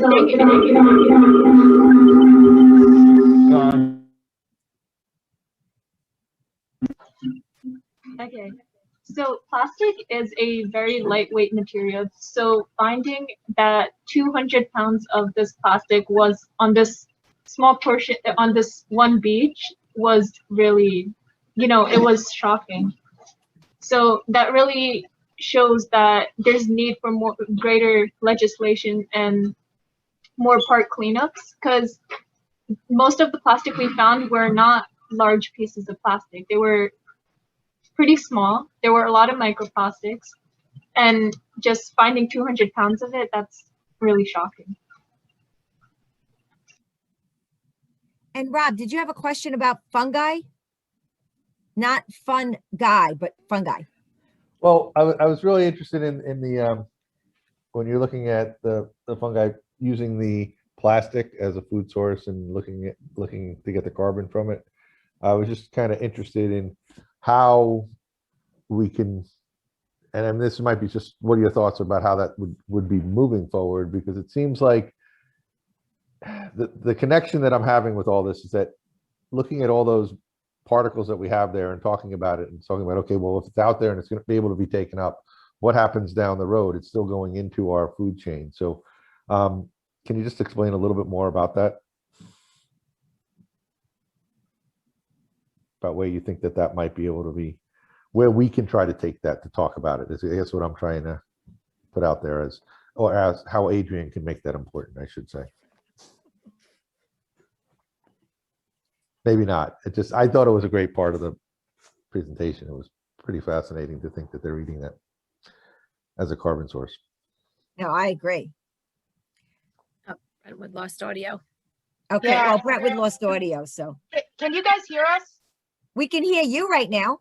Okay, we can hear you now. So we completely lost audio. So if you would be so kind as to repeat the question, the BHAL will answer it. So the short part of that question is, how do you see the fungi taking up the carbon from the plastic as being something that we can push forward as maybe future work, or how do you see how that can connect to helping clean up our environment? So in order to assess whether the fungi is actually even feeding off of the plastic, what I have to do is compare the rate of the growth of the fungi growing in normal conditions and then growing in conditions where plastic is added to their food source. Explain what happens when you do. So based on my lab results, what happened was adding specifically high density polyethylene to the diet of the Aspergillus niger fungi.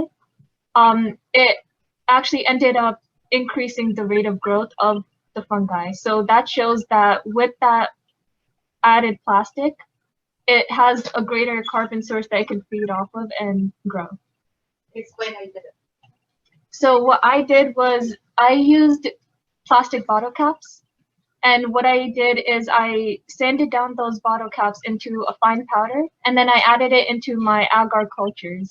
And then I plated this Aspergillus fungi onto my cultures.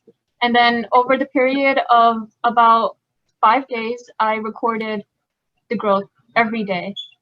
And then I put it on a graph and compared it to the fungi that was plated on just plain agar. And I found that the plates with the high density polyethylene grew at a greater rate. Interesting. Thank you. Thank you. That's I great. can't emphasize enough how this has really started a lot of thoughts on our end, which is really what's been inspiring for me as being part of this project. It's really great work that you've all been doing. So thank you very much. 100%.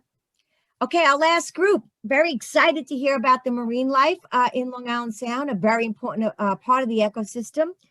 And for our first up, Brentwood, we have John and Erin are going to talk about a survey of mud snails and hermit crabs in the salt marsh. Is your audio okay?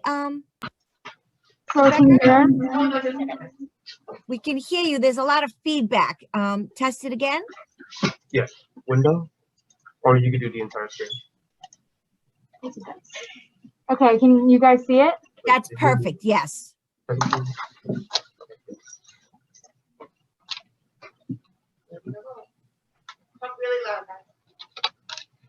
Okay, so hi, my name is Erin Wallenette. And my name is John. We would again like to thank you guys so much. It's truly an honor to be able to show you our presentation. So let's just get right into it. So actually we did our experiments on fiddler crabs and hermit crabs. They have inhabited Sunken Meadows marshes since Hurricane Sandy in 2012. And thanks to researchers like Dan Richoff and Brian A. Hazlitt, we have a better understanding on how these crabs respond to threats. The study we did on hermit crabs was seeing if their age affected their response time to threats. Well, I focus on how gender affects the response times of fiddler crabs. I also collected a multitude of science research on fiddler crabs for this exact case. It also helped me inspire similar working procedures for the experiments I made.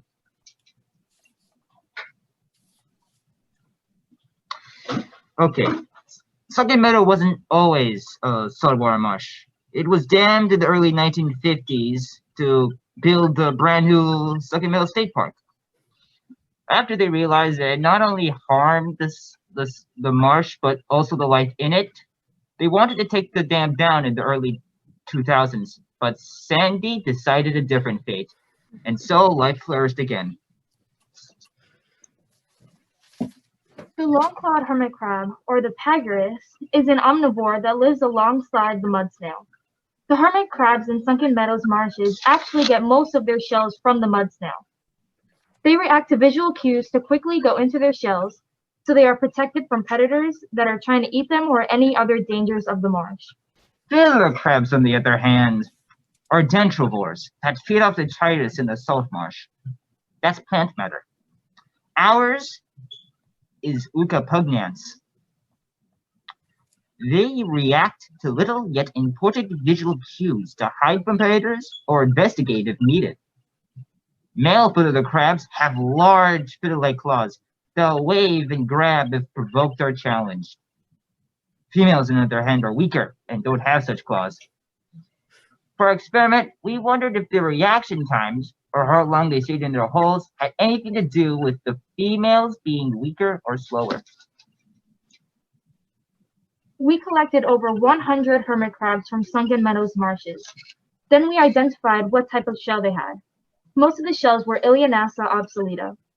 After that, we measured and weighed the crabs. Next, I cupped them in my hand so they would retreat to their shells, and then timed how long it took for them to come out. Lastly, I repeated this process over 100 times.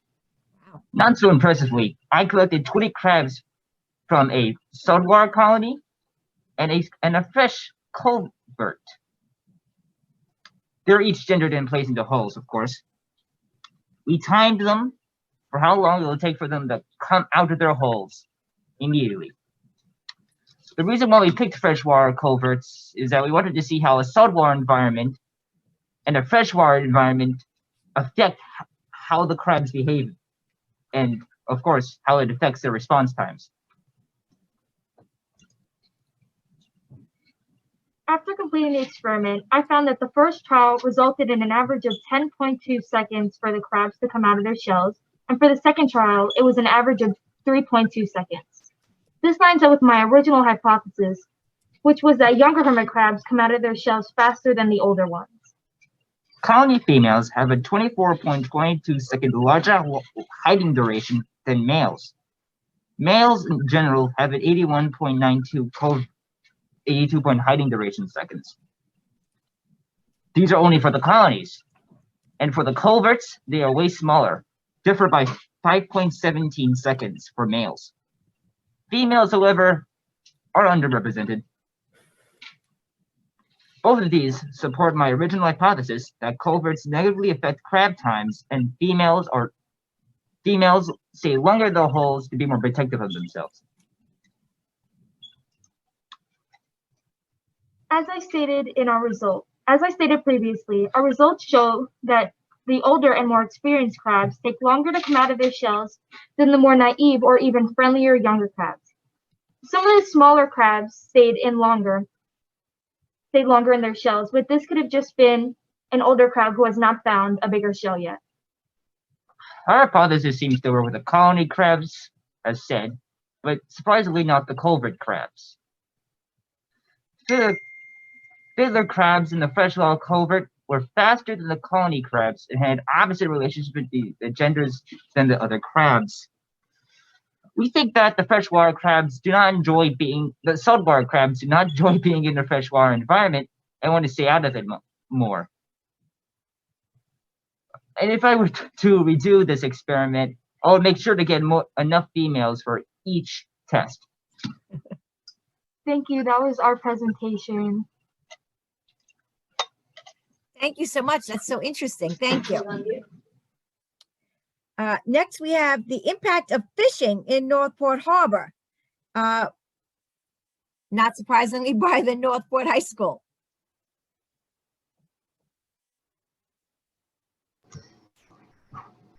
Hello. Hello? I didn't hit share. Can you hear us? Yes, we can. Awesome.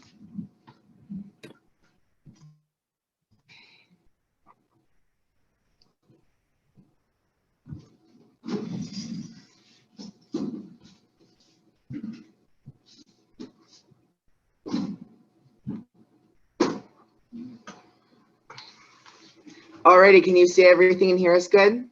Yes, we can. Awesome. Okay, perfect. So I'm Andrew. I'm Gemini. I'm Sean. And I'm Kaylin. And we were our project was the impact of fishing and clamming in Northport Harbor. A quick history, fishing had started in 1993 when the company Northport Fisheries opened. Northport Fisheries has been delivering high quality, high demand North Pacific seafood to wholesale distributors, retail, and restaurant customers for more than 2 decades. So we interviewed 4 different people, 2 fishermen and 2 clammers, and tested the water at 3 different sites on 4 different days. The sites were Northport Harbor, the Northport Power Station, otherwise known as the Stacks, and Scudder Beach. Here are the results. So most of the fishers, the fishermen and clammers have been fishing for most of their lives and a lot of their younger years. The older ones have been fishing for about 25 to 30. So we asked them when they first began fishing and clamming and the numbers they would catch. So for clammers, they have 2,000 neck for both clammers, and 600 big for one clammer. Just a little vocab lesson for us. Neck and big are 2 different types of clam species. They're And measurements. Yeah. And for fish, limited amount of fish for the first time and 10 mackerels max due to their size. When you fish or clam now, what's the number of fish or clam you catch? Varies between 2,400 and 5,000 neck. Fishers or fishermen catch sea bass, easy to catch large quantities, plus the regulations allow it. When it comes to shark and striped bass and bluefish, they only keep 1 because it's a lot of meat. So what they use when they go out, for the clammers, they use stainless steel rakes, aluminum poles, and coal racks, while the fishermen use fishing rods, steel reels, a line, lure and bait, a boat, and nautical chart and knowledge from the previous trip. What gas do they fill their boat with? A majority of our fishermen had to say was they fill their boats with regular gas, the same that we use for our cars. And we're asking, do you throw anything into the water while you're fishing or clamming? They don't throw anything in, they want the clean water. If they do throw anything in, it is old bait, usually food for other animals can munch on, and no pollutions. Have you noticed any pollutants in the water? And they have noticed that there's been plastic bags, balloons, bottles, leftover lobster traps, and red tides, which are algae blooms that suck the oxygen out of the water, suffocating fish and shellfish in the water. The most outrageous thing they've seen has been a tire. The months that they fish and clam, they fish and clam all year. For clammers, it's harder to catch the clams during the winter months due to the fact that the clams bury deeper into the mud to stay warm. And for fishers, and for the fishermen, most of the fish that they catch are migratory, so it does change with the seasons. Have you noticed any overfishing or overclamming? Less clams, but it isn't due to overfishing, just a lot more predators. Clamming is a dying breed though. And yes, many types of fish are steadily decreasing. The fish are becoming smaller and less abundant. The type of fish or clam you catch change over the months or years you fish. Most species found in local waters migrate here in the warmer months and leave when the water temp drops. Every year they see more fish like red drum, Spanish mackerel, cobia, and even tarpon, all of which never used to come this far north. Depending upon what is in season and around is why they fish for, or what they fish for. The clams are more difficult to catch in the winter due to them digging into the mud. So with our data that we collected, this was day one. As you could see, everything like is very steady. There was human fecal matter found at all 3 sites every time, and as that little bottom picture shows, it was a positive test. And when it rained, we saw higher phosphate levels and higher nitrate levels due to people using fertilizers in their lawns because of the runoff of the rain.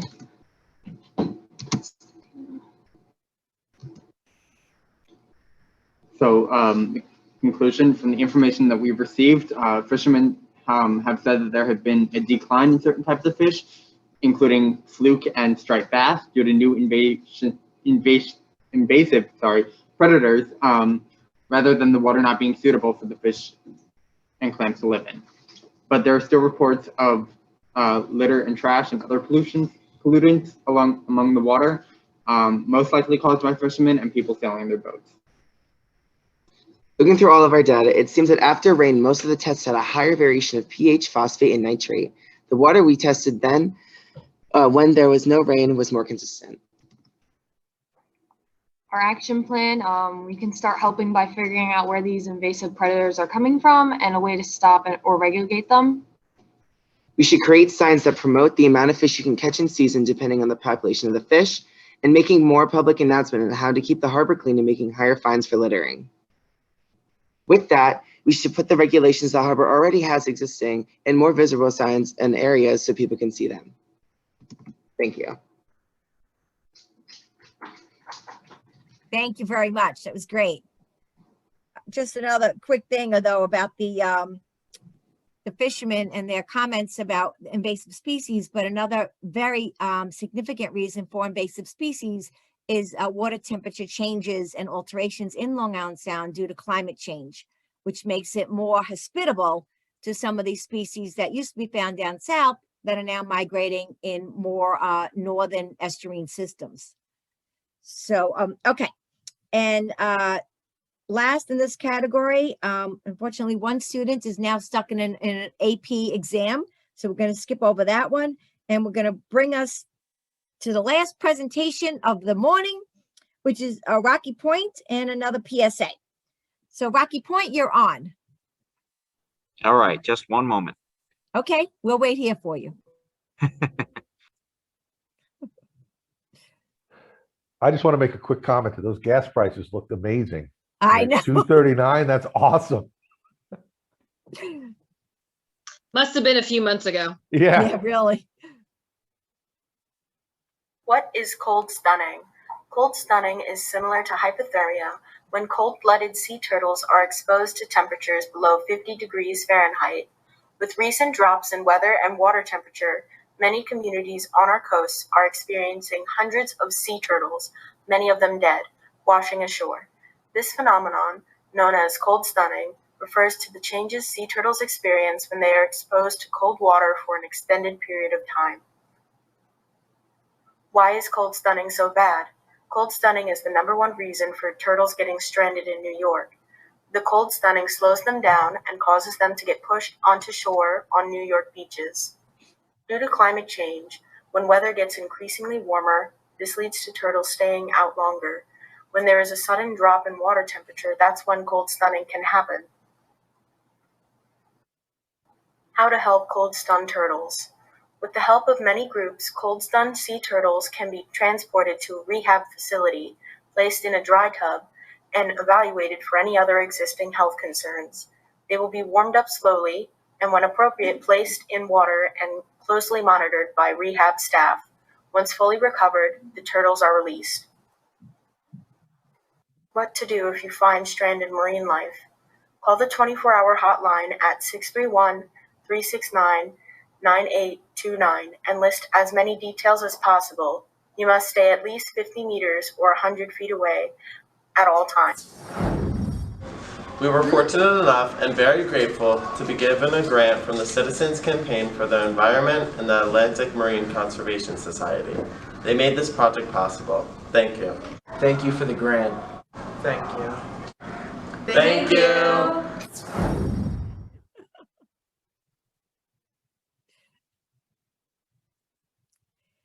Okay, that's great. Let's go to our panel of experts. Any questions for our last grouping on marine life? Sure, I'll start it off. I have a question for the Brentwood students. What made you choose mud snails and hermit crabs, and are they invasive species or native species? Sounds like she knows the answer to that question, Brentwood. Giselle can answer the question. Okay, Hi, so Shan. mud snails are not mud. Hermit crabs and fiddler crabs are invasive because they were not originally in Sunken Meadow. They came in after Sandy when the dam broke open, and then all that salt water came rushing in. That's when the hermit crabs and the fiddler crabs started making the marshes their home.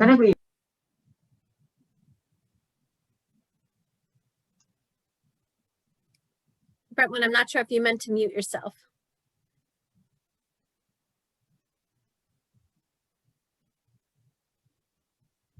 Any other questions? Yeah, I have a question for the Brentwood High School fishing. I'm sorry, Northport High School fishing people. Wondering if the fishermen that you interviewed were commercial fishermen selling their catch or recreational, and if there were any new questions that you would think of to use in subsequent studies from your knowledge of working with them.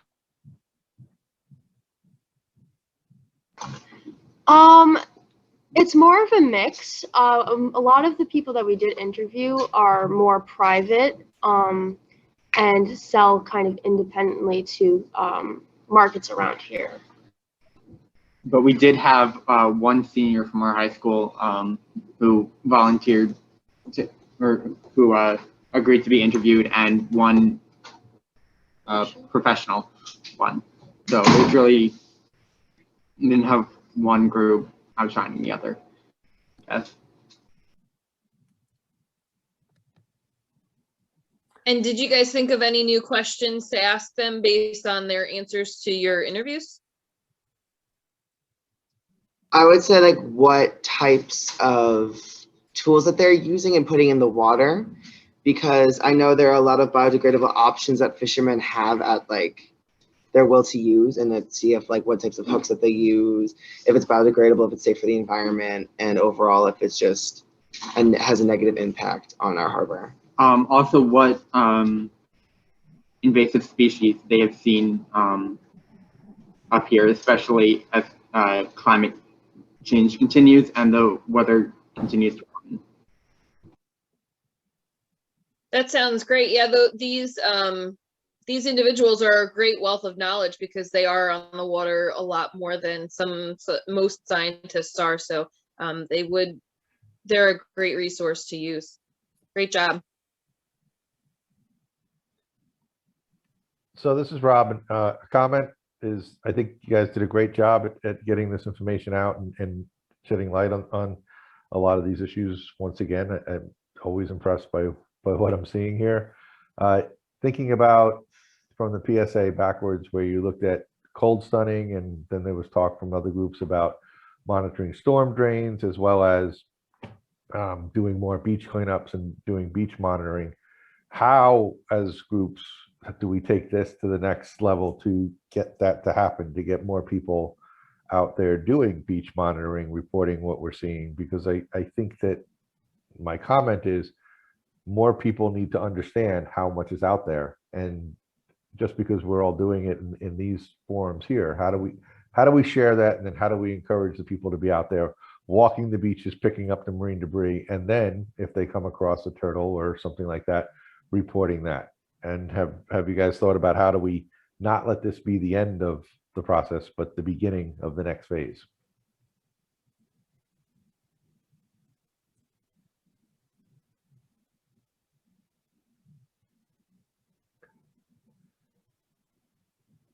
I'm muted.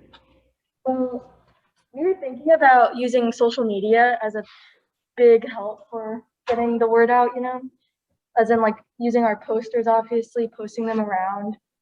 I was also thinking like we can spread out a little more I don't know how else to explain that very much, but like, I guess travel to farther parts of Long Island to get the word out.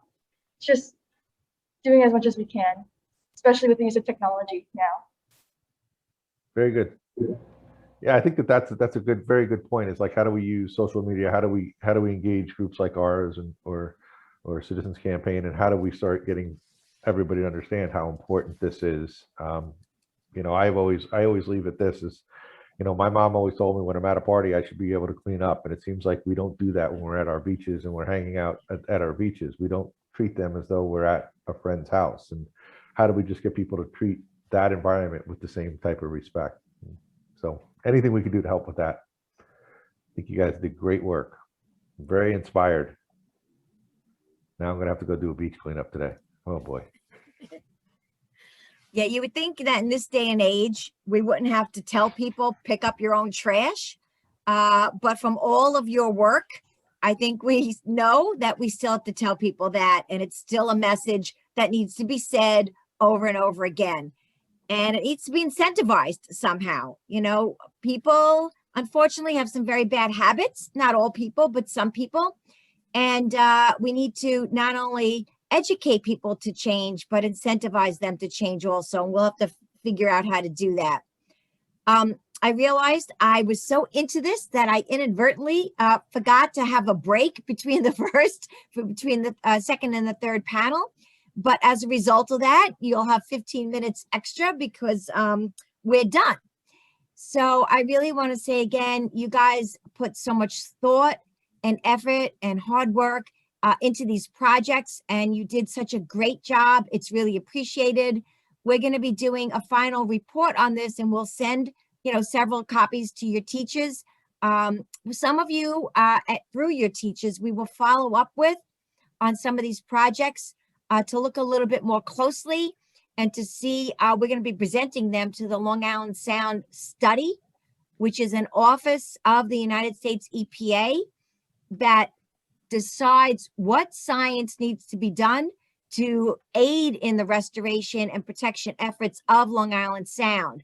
So we're going to be not just saying great, thank you, bye, but we're going to be using a lot of the foundations and the information and data that you collected for future use in guiding decisions about Long Island Sound policy and social marketing also.